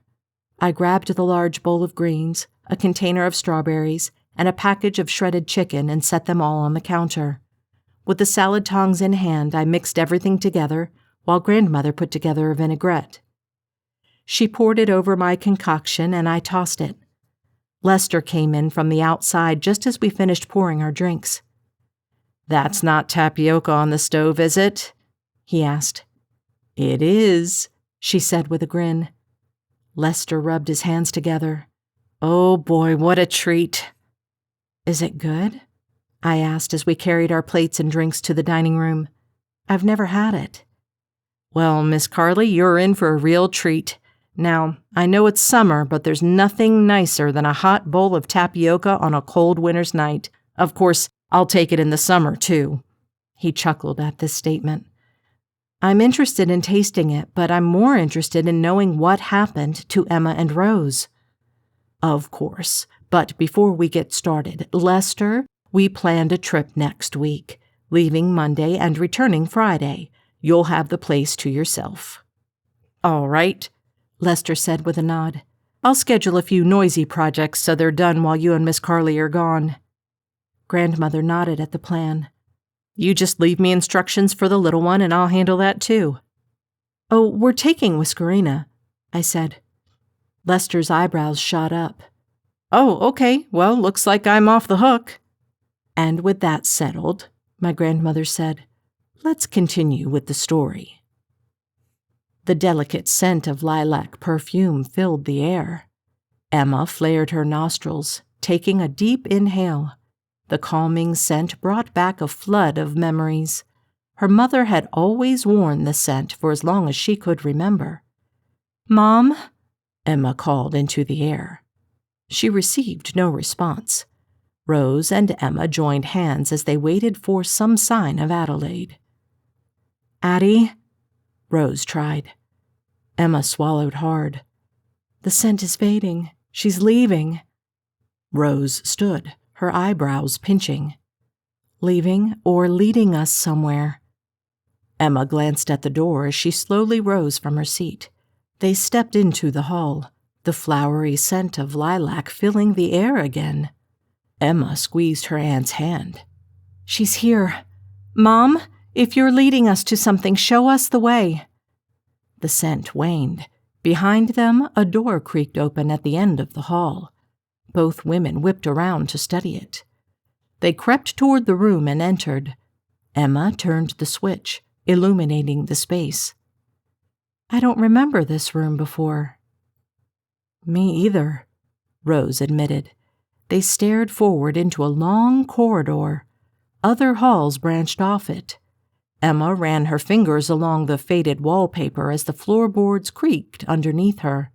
They reached the first branch. Emma glanced left and right before she stared ahead. "What is this place?" "It looks like a maze." "Which way do we go?" Rose sniffed before she pointed to the right. "I smell lilac down this passage." Emma nodded in agreement, and they traversed in that direction. The corridors seemed to stretch forever, and twists and turns abounded every few feet. They followed the moving scent of the lilac perfume. It took them more than an hour to roam the passages before they stumbled upon a wall filled with carvings. The scent of lilac hung heavy in the air. Emma ran her fingers over them until her nail caught on a divot in the wood paneling. "Aunt Rose, I think there's something here." She dug her fingertips into the wood, trying to pry it open. "Push it," Rose suggested. Emma nodded and pressed against the panel in several places. It sprang open when she hit a specific area aligning with the carving of a key. Rose shimmied it open further and glanced inside the hidden compartment. "Emma!" she exclaimed. "I see it." Emma reached inside and withdrew the brass object, holding it up. The soft overhead lighting illuminated the key and sparkled off the diamond on the top. "We did it! We found the fourth key!" Rose nodded at her with a smile. "Now to find what it leads to." Chapter 13. My shoulders slumped, and I let my head fall back between my shoulder blades. Ugh, what a stopping place. "I'm sorry, Miss Carley," Lester said as we carried our dishes back to the kitchen, "but I couldn't wait any longer for the tapioca." "It's that good, huh?" I asked with a chuckle as I dumped my dishes into the sink. My grandmother had already washed hers and started on mine next. "Carly, will you get a few bowls down and spoons?" "Sure." I retrieved 3 soup bowls and our spoons while Lester retrieved a ladle. He pulled the lid from the pot and gave the sweet-smelling liquid a stir before he leaned over and flared his nostrils. Smells delicious as always, Althea." "Help yourself. Get a nice big bowl."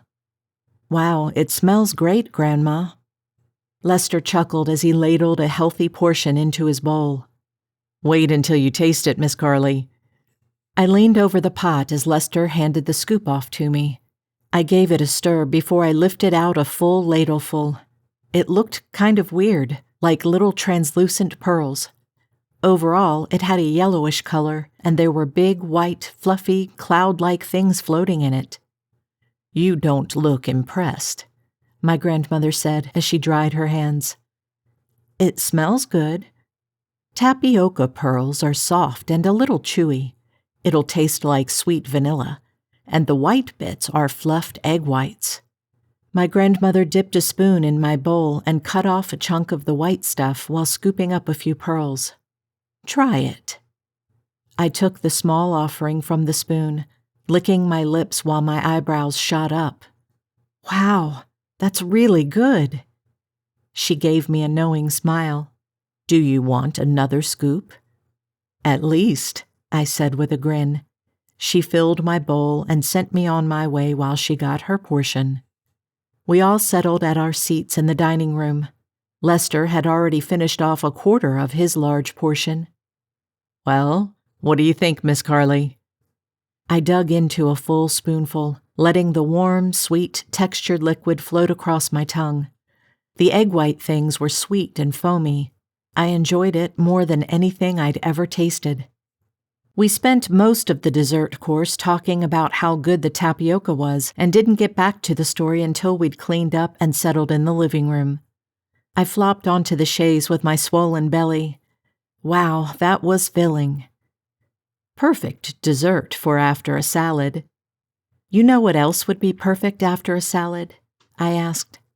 The answer to what Emma and Rose found with the fourth key? You're right. I'd better give you just a bit more before bed. We have to prepare for our trip. I'll need to finish the story. I really want to finish the story, but it would be a great road trip tale too. My grandmother grinned at me. I have another one to tell you then. We're still working our way toward the story about your music box. Well, then we'd better finish this one before we go. Emma and Rose stared at the diamond key before they glanced at each other. Have you seen a keyhole with a diamond near them? Rose asked. Emma shook her head at the question. No, none. I have no idea where this goes. She flicked her gaze to the walls around them. But then again, we've never seen this space before. This is an odd feature. Maybe it's within this labyrinth that we can find the keyhole. Emma leaned against the symbol-covered wall, sucking in a big inhale. I don't smell any more lilacs. I guess Mom left us to find this on our own. We'll find it. At least she got us this far. And I'm guessing it's her, not the nefarious spirit. Rose bobbed her head up and down before she glanced back and forth. Well, which way do you want to try first? Emma straightened and glanced around Rose before she twisted to face the opposite way. Let's try this way. They set off down the corridor and wound through halls for another hour before they collapsed on the floor in a heap. Emma rested her chin in her palm, balancing an elbow against her knee. This is not at all what I expected to be happening at this moment. Me either. I'm getting tired, Rose admitted. I guess it was the lack of sleep thanks to my nightmare. Should we head back and try to get some sleep? Maybe that's a wise idea.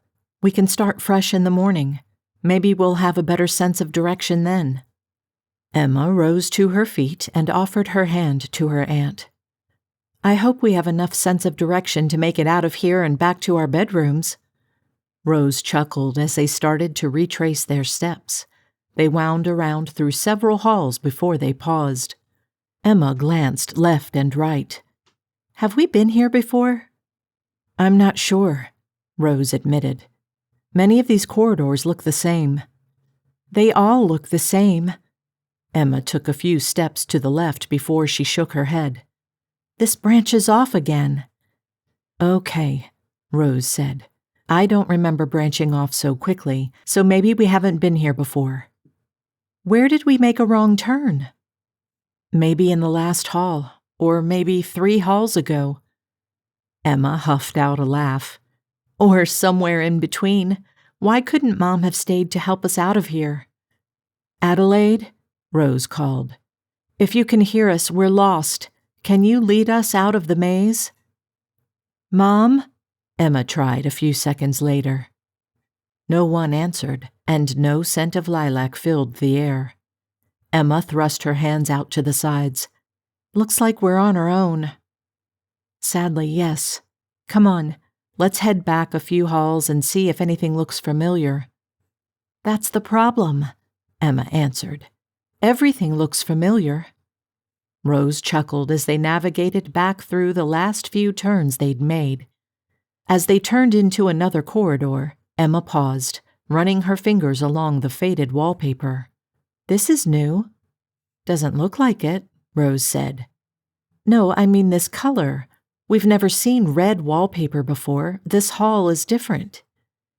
Rose stepped back in the other hall, looking at the blue color. She hurried to the previous turn and peered into the hall. Green. "Most of them were blue and green," Emma said. "The one across from where we found the keys was burgundy." "Yes," Emma answered with a nod. "Darker than this, much darker." "Right," Rose answered. "But maybe the red colors indicate something significant. Let's keep going down this hall. Maybe we'll stumble on something." Emma chewed her lower lip as she stared down the corridor. "We've never been here before, though, so this definitely isn't the way out. Should we keep going?" "I'm game if you are, unless you'd rather try to get some sleep." Emma shook her head. "No, I've got a second wind. Let's see where this takes us." Rose nodded as Emma slid her arm around Rose's elbow. Together, they took a few steps forward when an icy cold surrounded them. Their breath puffed out in front of them, and they shivered. Emma pulled the collar up on her robe as she rubbed her hands together. "Why is it so cold?" "I don't know," Rose answered, her teeth chattering. They crept along through the icy cold. Icicles hung from the chandelier overhead, and frost formed on the red wallpaper, turning it a cooler shade. They trembled all over from the frigid air that swirled around them. They came to a junction with another corridor. "Which way?" Emma asked as she rubbed her arms. Rose shuddered as she glanced back and forth. "Whichever way is warmest." Emma tried to laugh, but the cold made it difficult. She poked a bluish finger toward a hall with gold wallpaper. "Let's get away from the red." Rose nodded, and they hurried around the corner into the new space. Warmth immediately hit them as they stepped away from the red corridor. Emma rubbed her hands together to warm them further. "Oh, that feels good." "Yes, that cold was overwhelming. I worried we'd freeze to death."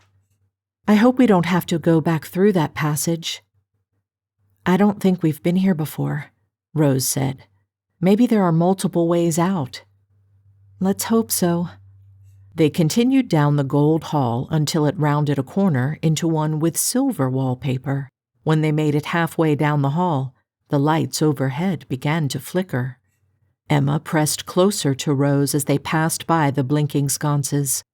A low rumbling filled the air. "What is that?" Emma asked. "I'm not sure. It sounds like—" Emma glanced over her shoulder and her eyes went wide. She gripped her aunt's arm. "Run! The floor is buckling!" Rose twisted to look behind her. The floorboards rippled, approaching them at an alarming rate. The two women sprinted down the hall and dove into another at a junction. The floor buckled seconds later, leaving a crumbled, broken floor in front of them. Emma blew out a breath. "What is happening?" "I think we're being driven somewhere." "Or driven away," Emma said. "It's like something is trying to stop us from moving forward." Rose stood and pulled Emma up with her. "Let's keep going. Maybe we're getting close to something." They glanced at the new hall, this one in white. As they stepped forward, whispers broke the silence. They froze as the eerie murmurs floated through the air, seeming to come from all around them at once. "Let's keep going," Rose suggested, tugging Emma forward. The further they walked in the hall, the more clear the whispers became. "Turn back."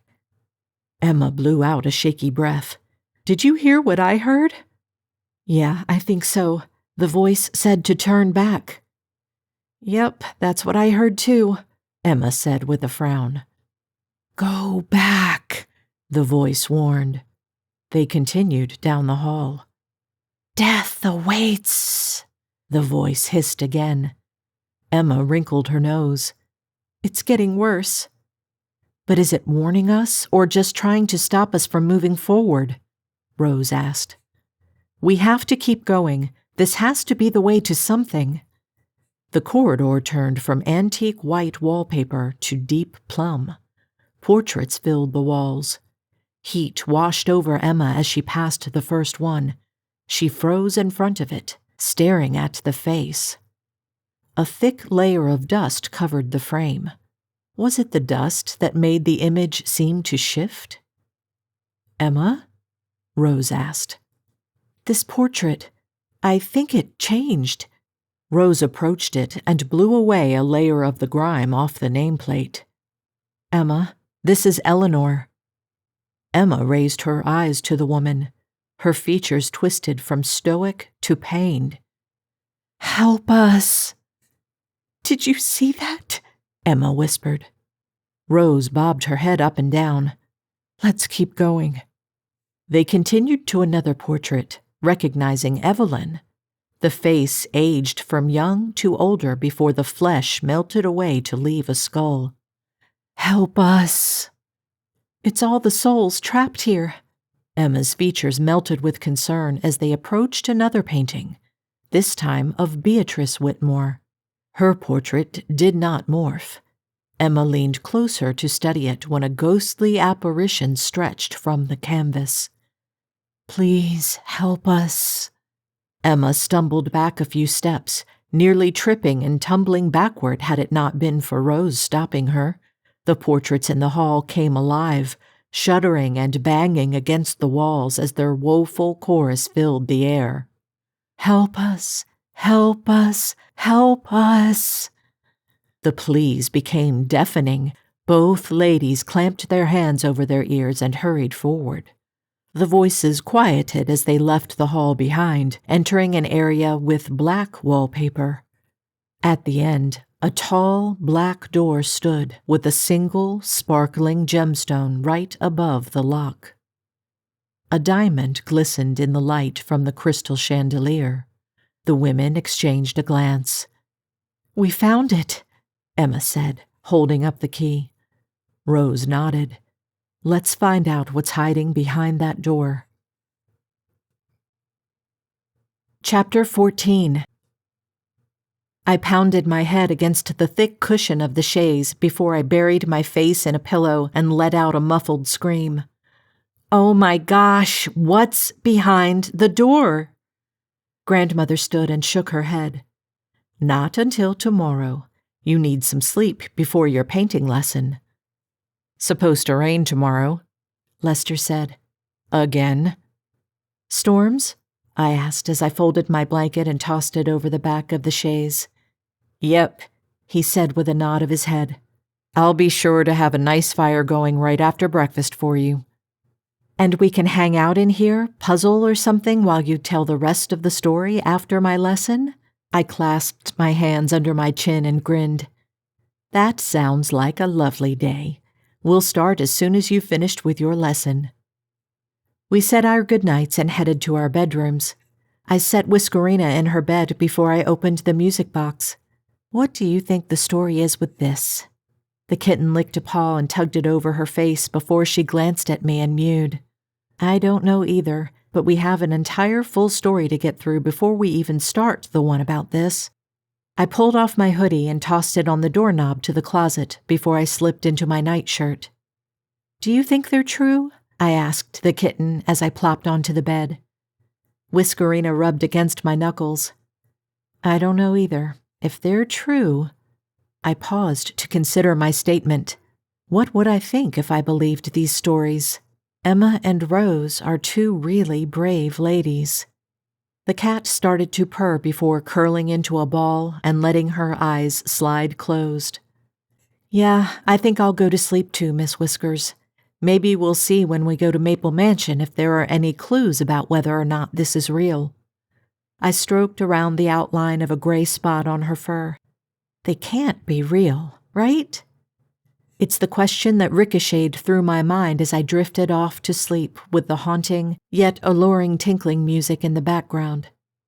When I woke, thunder already rumbled overhead. Rain pattered the windows gently as I rose from my bed.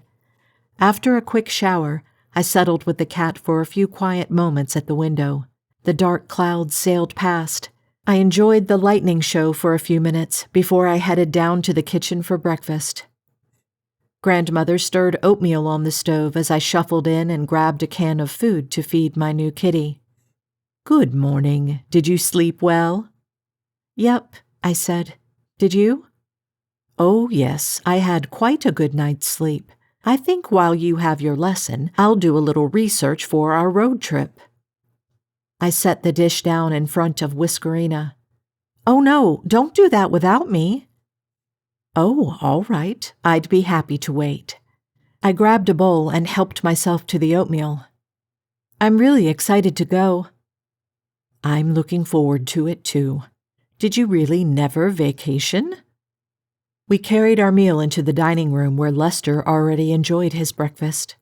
I settled in my chair and added brown sugar and raisins to my oatmeal. "No, we did. We always flew to Florida and went to the beach." My grandmother flicked her eyebrows up and offered a polite smile, but it seemed like she didn't approve. "And did you like it?" "It was okay," I said with a shrug. "There's not much to do but lay around on the beach, and I don't like to tan. It ruins my beautiful pale complexion." I giggled at the statement. I was so pale it made statues look tan. I wasn't sure I really liked it, but I pretended I did. Then again, if I ended up with the skin my grandmother had because of it, I'd be happy. "I quite agree. My girlfriends used to tan when we were younger, and I never did." "I guess that's why your skin looks great now," I said. "Well, I also use my own cream that I make from my garden. It is instrumental in giving me my ethereal glow." She patted her cheek as she chuckled. "Can I have the recipe?" "Yes, dear," she said with a grin. "I plan to share everything I do with you." I dug into my oatmeal as I smiled at her. "So, I know we can't get into the story until after my lesson, but I was wondering." "Yes?" Grandmother asked. I shrugged. "Well, I know you said all these stories were real, but talking paintings and frigid cold halls? Was all that real?" "Yes, of course it was." "I just can't imagine standing there with a portrait speaking to me." "There is quite a bit in this world that is surprising when you think about it." "What do you mean?" "Well, think about it." She pointed up to the lights that remained on at the moment despite the storm. "Somewhere there is a plant that produces electricity by burning coal. They channel it miles and miles through a small wire to power our homes. Like magic, isn't it?" I shrugged as I pushed the oatmeal around in my bowl. "I guess so. Seems normal to me." "To you, yes. But if you brought back someone from 100 years ago, it may seem novel. Go 200 years, and they would be astounded. 300, and they'd say it's witchcraft. I get it. Odd things are just things we haven't figured out yet." My grandmother had a unique perspective on life, and I was beginning to enjoy it. My parents' outlook on life had been pretty narrow. They'd let me have a few things, like my pink and purple hair, which we'd actually gotten into a huge argument about, but they hadn't made me dye it over because the salon told them it would hurt my hair more. But for the most part, my parents had the standard plan for their and my lives. Climb the corporate ladder, go to college, pick a good major, and get a good job. My grandmother seemed to be more concerned with living a life that made her happy, and for the first time in a long time, I didn't feel the need to pretend about how I felt. That included not being a pretentious, moody teen, nor selling the lie that my life was perfect to any of my so-called friends. We talked a little more about the weather as we finished our breakfast and before I headed to the studio to work for a few minutes before Vivian arrived. I'd sketched a bit more of my picture when my grandmother showed the woman into the room. We began our lesson for the day, concluding it an hour later with a nearly finished sketch. We said our goodbyes, and I showed her out before I excitedly skipped my way to the living room. The storm had ramped up. It would be the perfect backdrop for the rest of the story. I plowed into the room, finding my grandmother reading near the fire with Whiskerina on her lap. The kitten wobbled her way to my grandmother's knee before she made a clumsy leap to the floor and raced toward me. I scooped her up before I collapsed onto the chaise. Grandmother closed her book and glanced up at me. "All finished? How did it go?" "Good," I said as I stroked the kitten's fur. "I'm almost done with the sketch and ready to start painting. I think I'll finish it in the next session. Then we get to add color." "I can't wait to see it." She slid the book onto the side table. I flicked an excited gaze at her. "Can we find out what's behind the diamond door now?" She raised her eyebrows. "Would you rather discuss our trip first?" No, I want to hear the story. We still have time to talk about that." "All right, then, let's continue." Emma eyed the key in her hand for a moment before she flicked her gaze to the keyhole. Her heart pounded in her chest. She pressed her lips together, her pulse racing as she slid the brass key into the lock. It clicked as she spun it. With her fingers wrapped around the decorative knob, she twisted it. The creak of the door sent a chill down her spine as she pushed it open. A musty, stale scent filled her nostrils. She found a light switch on the wall next to the door and switched on the lights. Her breath caught in her throat as she stepped inside. Rose followed behind her, equally stunned by their find. Vintage clocks ticked away the time, creating a cacophony of noise that echoed eerily through the chamber. Antique books and vintage photographs lined the walls, painting a picture of the mansion's past. The vintage chandeliers offered a soft glow, illuminating the other treasures that filled the room, spilling from overflowing shelves onto floors and furniture. Emma picked up a piece of antique jewelry, letting it dangle from her fingers as she studied the gemstone in the pendant. Rose studied a bundle of aged letters addressed to a former occupant of the mansion. Unfinished paintings sat propped against the walls, a haunting reminder of the passing of the artist. Rose ran her fingers over the tarnished form of a silver jewelry box. "This is a treasure trove of antiques."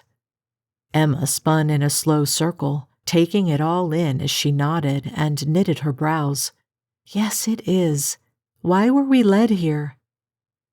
"I'm not certain. Is there another murder that we need to learn about?" Emma picked up a stack of yellowed papers and shuffled through them. With a shrug, she set them down. "I'm not sure, and it would take us forever to sort through all of this." Emma sank onto a chair. Dust plumed into the air, making both of them sneeze and cough. Rose picked up a photo album and paged through it before she lifted a large antique necklace and studied it.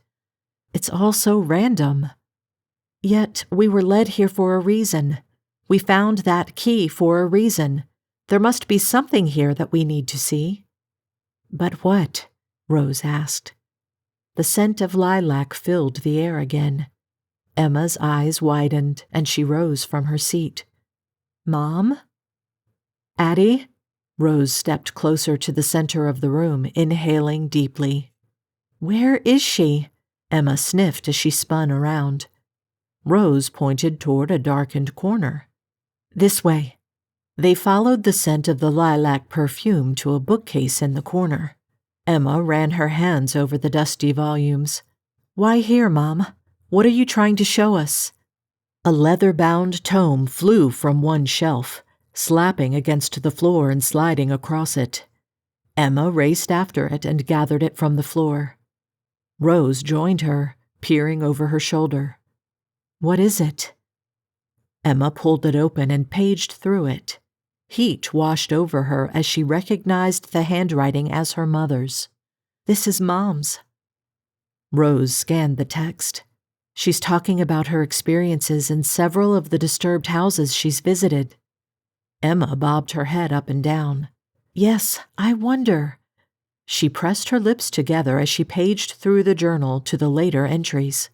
"Here," she said, her voice brimming with excitement. "This entry. Today is my first day at Phoenix Hall. The activity here is quite extensive. An oppressive air hangs heavy here. I've already sensed several things, but I haven't dug into any of them yet. My hope is to explore the house and find hot spots of activity. Once I identify those, I will determine if any of the ghosts are feeling chatty." Emma paused as she blew out a shaky breath. Rose rubbed her shoulders. "It's okay, Emma." A few tears fell from Emma's cheeks, staining the pages. "These are her last words." "I know, this is difficult, but maybe that's what we were led to. Maybe there's some clue in these pages that can help us." Emma bobbed her head up and down as she stifled a sob. "We need to keep going. Maybe we should try to find our way back to the bedrooms and take our time with this." Emma licked her lips as she closed the book. "Do you think we can? It seemed impossible before." "I think that was because we weren't meant to leave yet.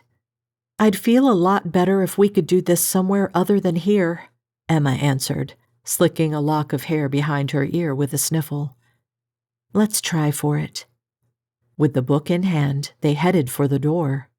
"It really is a beautiful room," Emma said with a sigh. "It's a shame all these treasures are here. Some of these things are really lovely." "Yes, maybe we can let the owner know about it. They may want some of these things." "Right," Emma said as they entered the hall. "We need to find the blue wallpaper." "Well, we know we went through white, silver, and gold." "Then red. Red is where the trouble started."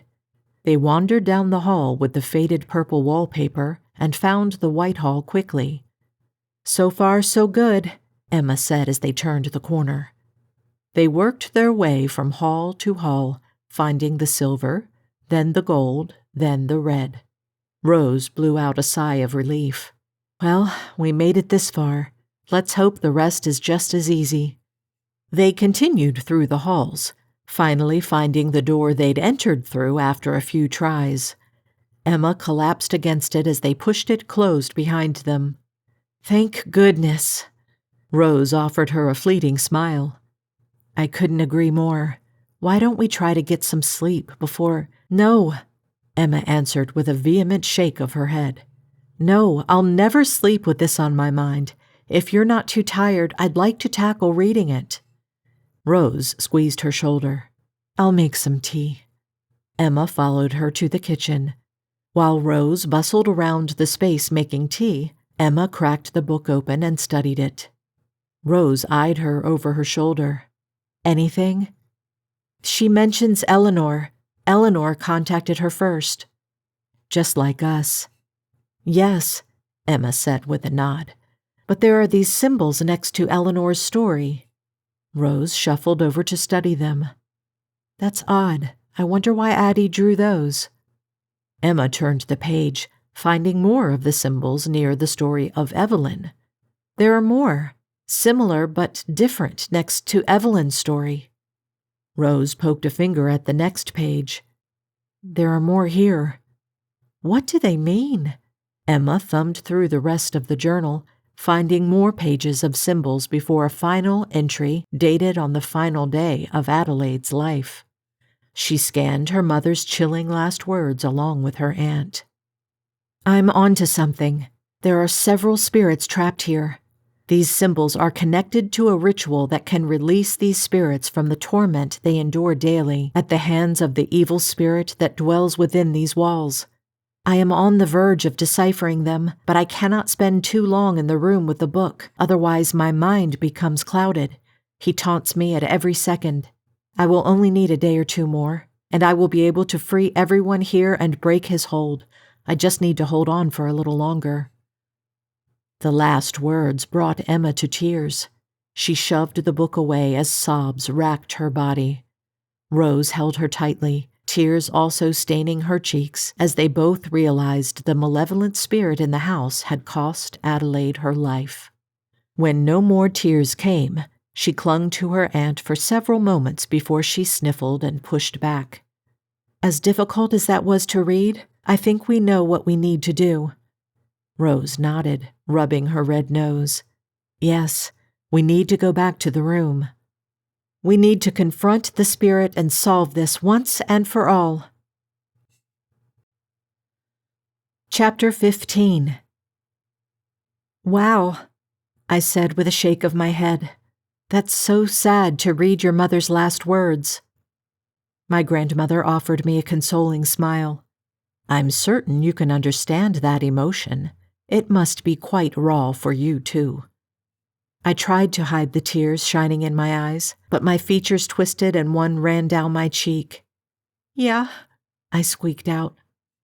My grandmother hurried to me and pulled me into her arms in a tight embrace.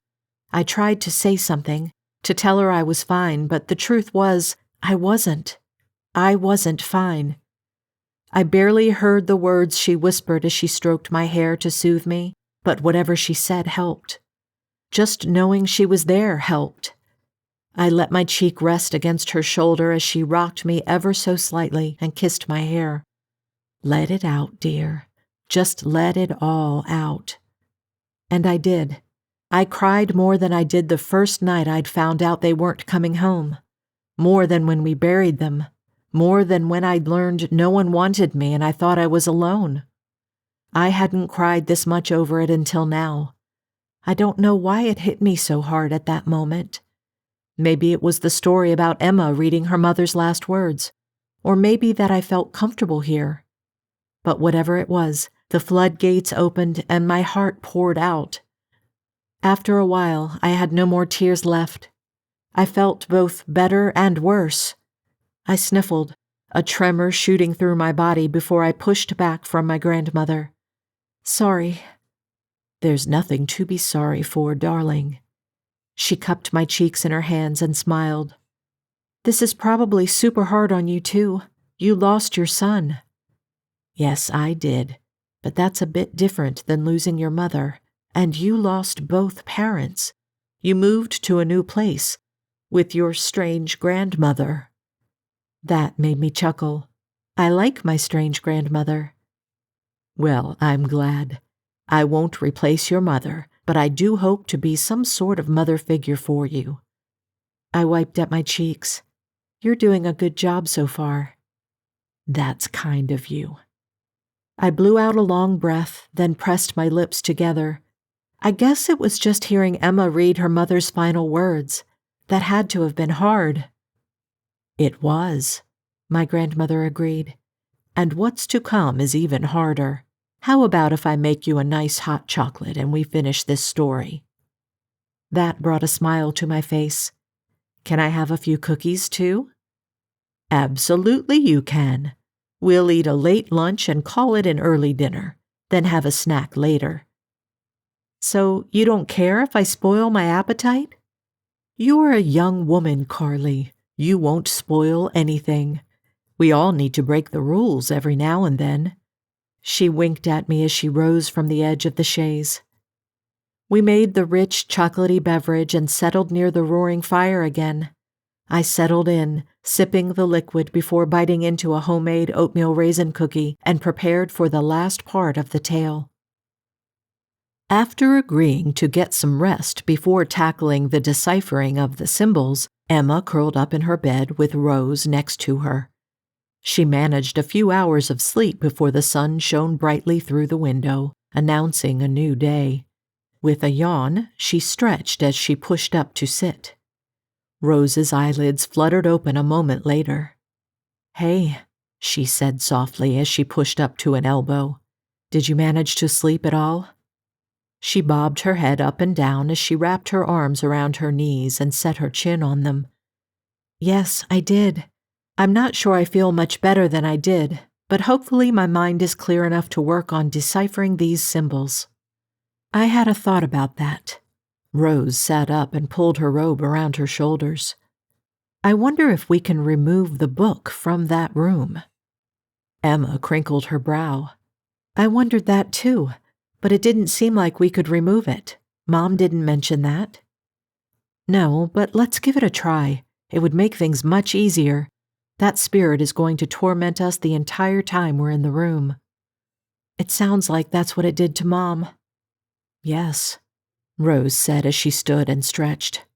All right, well, Let's start this after a hearty breakfast and a pot of coffee." "Maybe 2, Emma agreed as she rose. "I'll just get changed and meet you in the kitchen." Rose nodded before she shuffled from the room to change. Emma went into the ensuite bathroom to wash her face before pulling her hair into a low ponytail. When she re-entered the room, the scent of lilac lingered in the air. Her heart skipped a beat.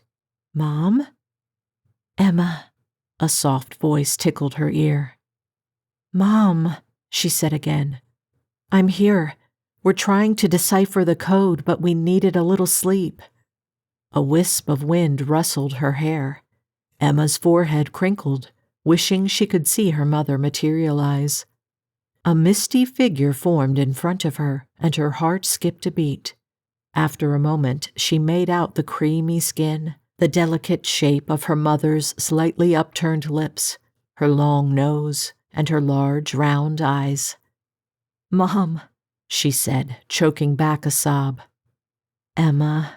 The woman reached for her, and a tingle shot through Emma's skin as they made contact. "I'm so glad to see you." Her mother's expression betrayed an underlying concern, despite the smile she offered.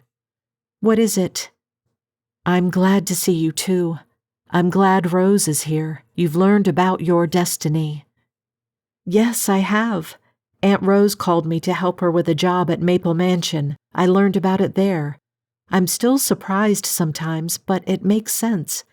We've always been different, haven't we?" Adelaide nodded as she clasped her hands in front of her. "Yes, we have. And I'm so pleased that you've accepted your role. There are so many wayward spirits who need our help. You must help them, Emma. They are trapped without your help. They are doomed without you." "I plan to. We are going to help the people here too. We just need to decipher your notes." "It holds the key to free us," Adelaide said. Emma nodded before her features twisted. "Us?" Her mind raced to the conclusion. Her mother was trapped too, and the ritual to free the trapped spirits would also free her mother, which means she wouldn't see her after performing it. Emma's face fell, and she focused her glassy eyes on the floor. "Oh, Mom, you're trapped too." "Yes, Emma, and only you can free us." Emma swallowed hard, having trouble with the lump in her throat. "But once I free you—" "I will be gone," Adelaide said. Emma shook her head. "I don't want you to go. Is there any way to release the others?" "No, Emma, you must release us all." A tear rolled onto Emma's cheek at the words. "I don't know if I can. I don't want to lose you again." "You must, Emma. They are in so much pain here. He tortures them." Emma's breath caught in her throat. "Does he torture you?" "Somewhat. He is much worse with the others. He has much more control. Emma, you must save them. Their existence is horrible. You must free them." Emma sniffled as her lower lip trembled.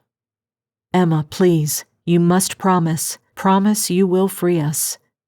Emma licked her lips, sliding her eyes closed as more hot tears slid down her cheeks. "I promise." "Thank you, Emma," Adelaide said. A warm feeling enveloped her, and tingles shot through her body as her mother leaned forward to embrace her. "I love you, Mom," Emma sobbed. "I love you too, Emma, and I'm so very proud."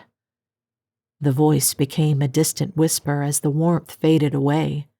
Emma opened her eyes to find herself alone. The scent of lilac no longer danced in the air. A groan escaped her as she collapsed onto the edge of the bed and sobbed. Rose pushed through the door and raced to her side.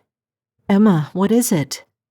Emma wiped at her cheeks and sniffled as she composed herself. "Mom was here." Rose glanced in the air as she rubbed Emma's shoulders. "She's trapped here, too." A knowing expression clouded her aunt's features as she sank onto the edge of the bed. "Oh, yes," Emma said with another sniffle. "Freeing the spirits here. We'll free Adelaide. Emma nodded as her features pinched again. Yes, but she said we have to.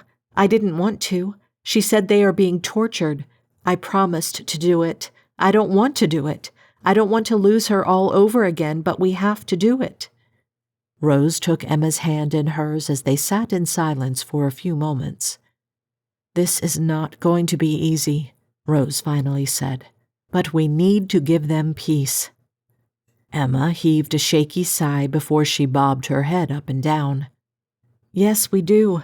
Mom included. They all need peace, and we're going to give it to them today. With a determined curl of her fist, Emma rose to her feet and pulled Rose with her. After coffee, of course. Of course, Rose said with a barely perceptible chuckle. I was hoping you'd say that. She wrapped her arm around her niece's shoulders as they made their way to the kitchen. Emma studied her mother's journal as Rose put on a pot of coffee and made them a hearty breakfast of French toast. Mom said the symbols are the key to the ritual that will free them. We'll have to search that book for these, Emma said as she pushed a piece of French toast around in syrup. Rose nodded while sipping her coffee. We'll do a page or two at a time and take breaks. I may be able to do more. Knowing that someone is keeping these spirits here, is keeping my mom's spirit trapped here, and torturing them is extremely motivating. I want to crush whatever dark pact he's made to do this, and free the spirits, and banish him. I'm glad you're motivated, but make sure your anger doesn't get the better of you. He's a malignant spirit, and he can feed off of negative emotions. Stay determined, but don't let anger take over. Right, Emma said with a nod before popping the last piece of her meal into her mouth. They cleaned up their breakfast and, with the journal in hand, descended into the depths of the wine cellar and accessed the ritual room. Immediately, a sense of agitation descended on them both. The heavy air made it difficult to breathe, and an uneasy feeling crawled over their skin. Emma headed straight for the book and tried to lift it away from the lectern, but found it wouldn't budge. Looks like it's stuck. I figured as much. Let's head out of here. We'll copy the symbols. Then you take the left pages and I'll take the right.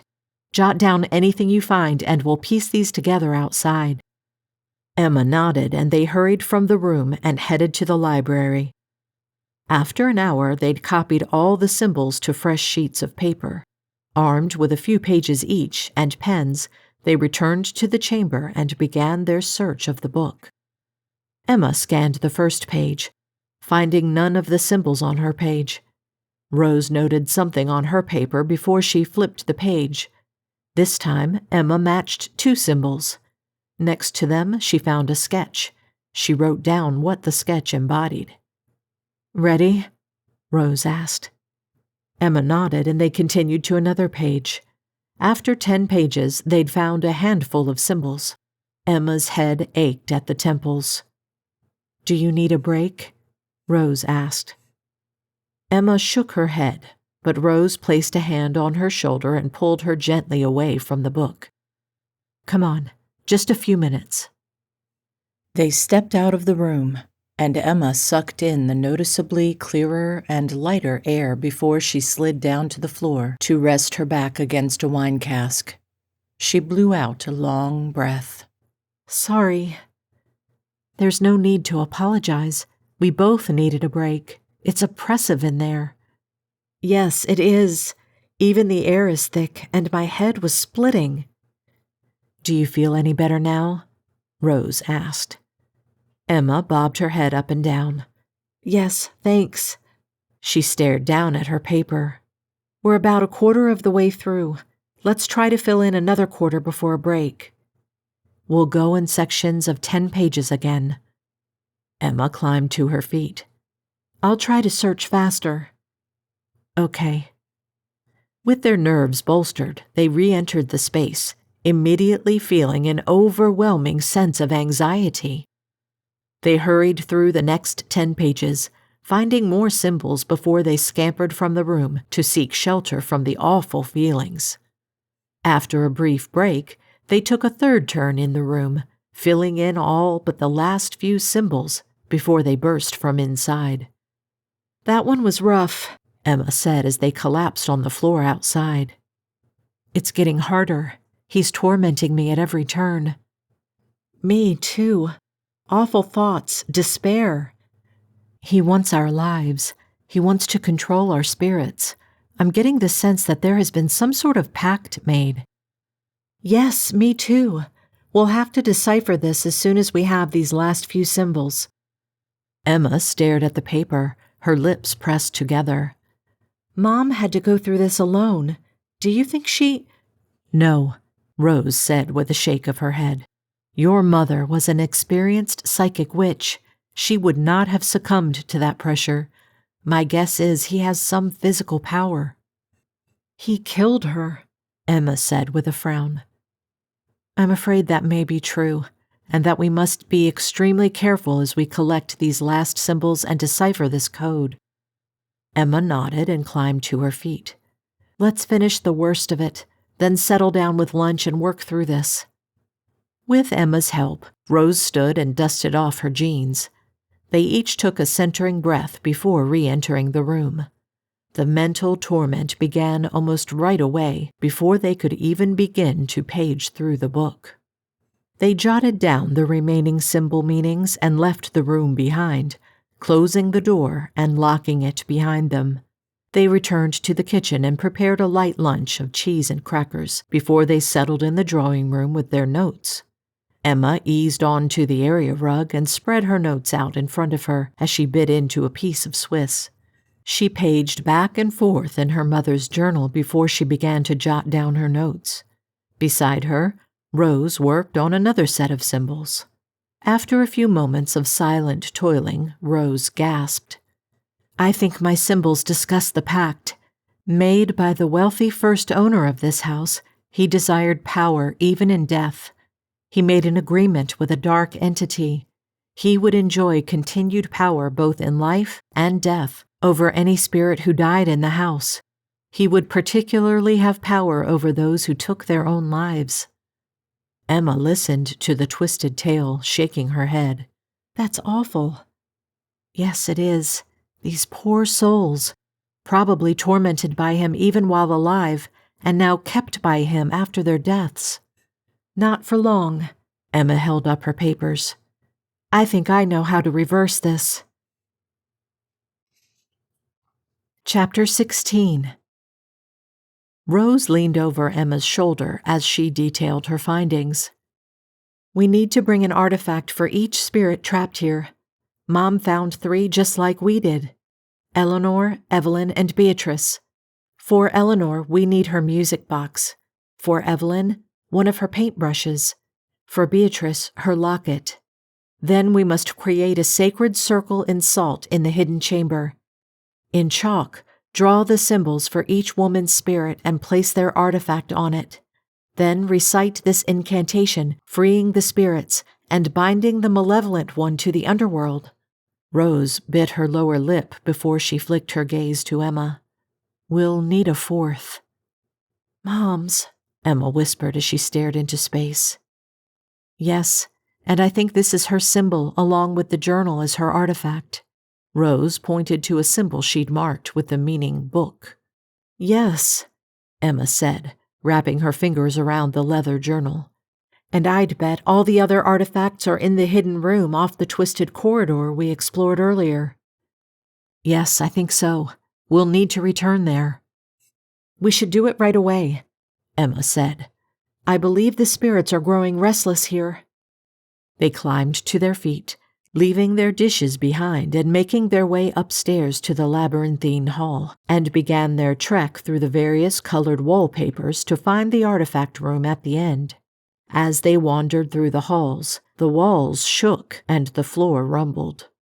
"Things are getting worse," Emma said. "We have to find these quickly." "Yes, he's trying to frighten us away. We should be careful." Emma nodded as they rounded a corner to the hall leading to the diamond door. The portraits rattled against the wall. Emma winced as she glanced at them when they passed.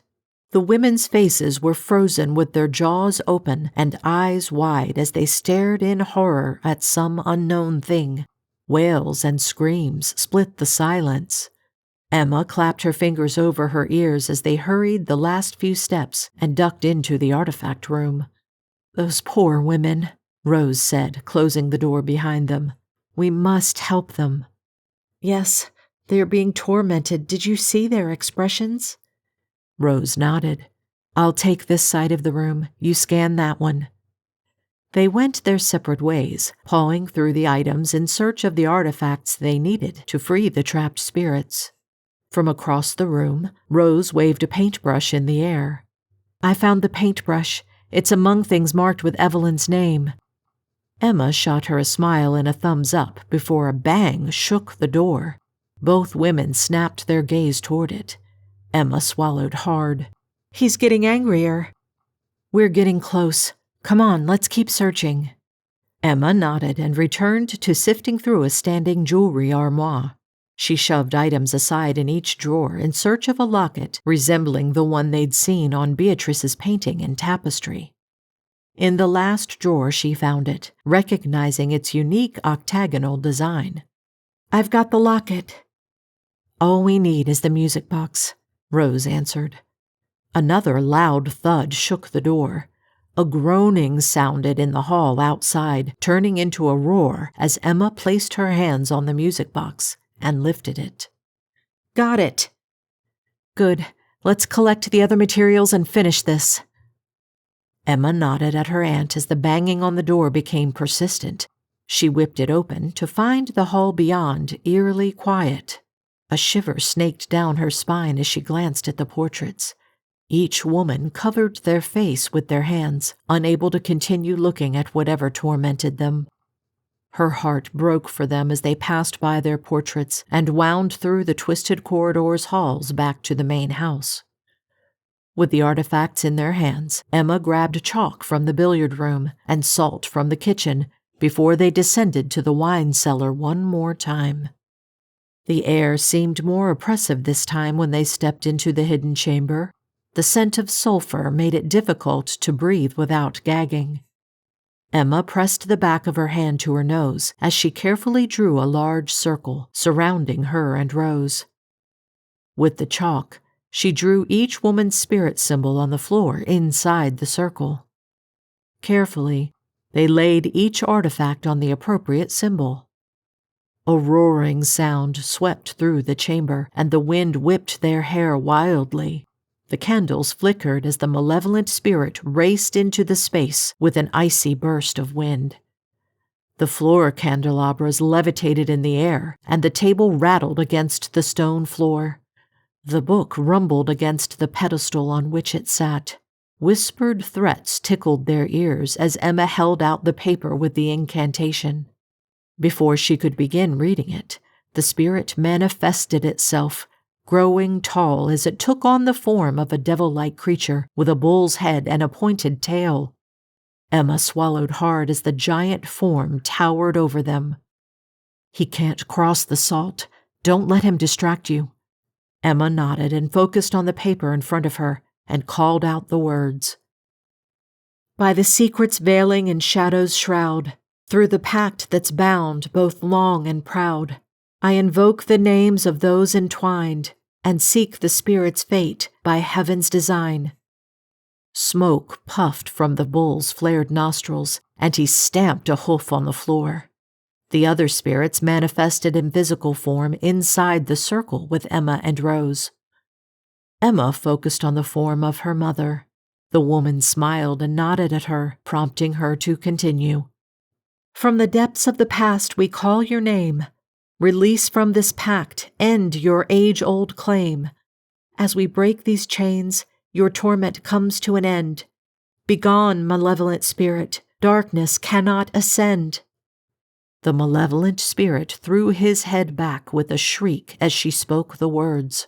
Emma's eyes filled with tears as she prepared to speak the final lines. They would release the spirits from this place, including Adelaide. She flicked her gaze to her mother one last time. She'd been given a gift to speak to her after her death. She would hold on to that.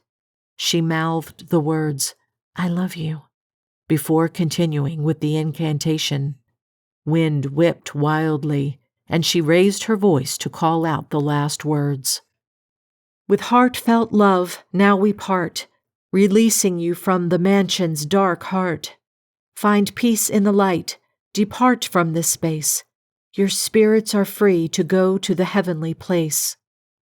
The malevolent spirit continued his ear-splitting shriek before he crumbled to smoldering ash, blowing away in the icy wind. Warmth rushed back into the chamber as, one by one, the spirits began to float upward. "Thank you," Eleanor said as she glided toward the ceiling and disappeared through it. Beatrice followed her. "Thank you." Evelyn rose next, passing along her gratitude before Adelaide's phantom feet lifted off the floor. "I love you, Emma, and I am so proud." Tears flowed down Emma's cheeks, and she collapsed into Rose, who held her tightly as Adelaide floated toward her final resting place. The wind died down, and a quiet peace came over the space. They stood for a few moments, clinging to each other as the emotion of the event washed over them. The personal connection made the feelings even stronger. When Emma's shoulders no longer shook with sobs, Rose stroked a lock of her hair behind her ear. "Ready?" "Just another moment," Emma said with a sniffle. She stepped forward out of her aunt's embrace and grabbed the journal from the floor, pressing it to her chest. "Goodbye," she whispered. Rose wrapped an arm around Emma's shoulders again, giving them a rub. "She's at peace now." Emma bobbed her head up and down. "And so am I. I'm glad we came." "You were drawn here for a reason," Rose said. Emma squeezed her aunt's hand. "And I must continue my work. Mom's not here to do it anymore. It's up to me to carry on the tradition." Rose stroked her hair. "Yes, it is. There are so few with your talent. You must help where you can." "And I plan to. Mom had a list of places in this journal with requests for her to explore them. They won't all be like this one." "No, they won't, but some will, and I'm going to visit as many as I can." "Wow," I said as I leaned back and slouched down on the chaise. "That's crazy. I feel so bad for her having to say goodbye to her mom." But, as she noted, she had a chance many, many people do not have, and she was grateful for that. "Yeah, I guess." I rubbed Whiskerina's fur as she squirmed at my side. "So, did Emma ever see her mom again? Or did she cross over, or whatever the term is?" My grandmother offered a small chuckle. "She went to her eternal home. But that doesn't mean Emma never sensed her again." I rolled onto my side. "So, does she get to see her again?" "See her? No. Sense her? Sometimes." My grandmother offered a fleeting smile. I considered the story again. It must really be a rush to do what they do. "A rush?" "Yeah, it's like saving someone's life. Well, not their life, but you know what I mean. Saving their soul. It's trapped here and Emma frees them." "Yes, it is very important work." "Yeah, it is. Was she ever stuck? Did she ever have to leave anyone stuck?" My grandmother shook her head. "Emma always finds a way. Sometimes it takes quite a while, but she always finds a way." "So, did she do everything on her mom's list?" "And then some," Grandmother replied. "Some that she sought out, some that she didn't expect, each with its unique challenges, each with its own trials and triumphs." I snuggled under the blanket on my lap. "And one with a music box." My grandmother's face brightened. "Yes, that's right. One with a music box that is now in your bedroom." "I can't wait to hear that story. We have one more to get through before it, right?" "That's right," Grandmother said with a nod. "One more to go, but first, we should plan our trip." I grinned at her.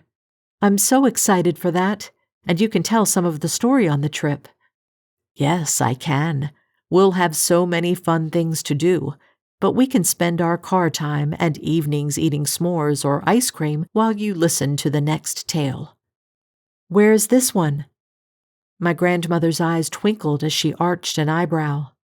Blackthorn Manor, all the way in the English countryside, a place known for its rose garden, but every petal hides a secret, and some of those secrets change everything. The end. To be continued. This has been Mysterious Murmurs, a haunted house, witchy, paranormal, cozy mystery. Whispers of Witchcraft Cozy Mysteries, Book 2. Written by Nellie H. Steele. Narrated by Megyn von Gal.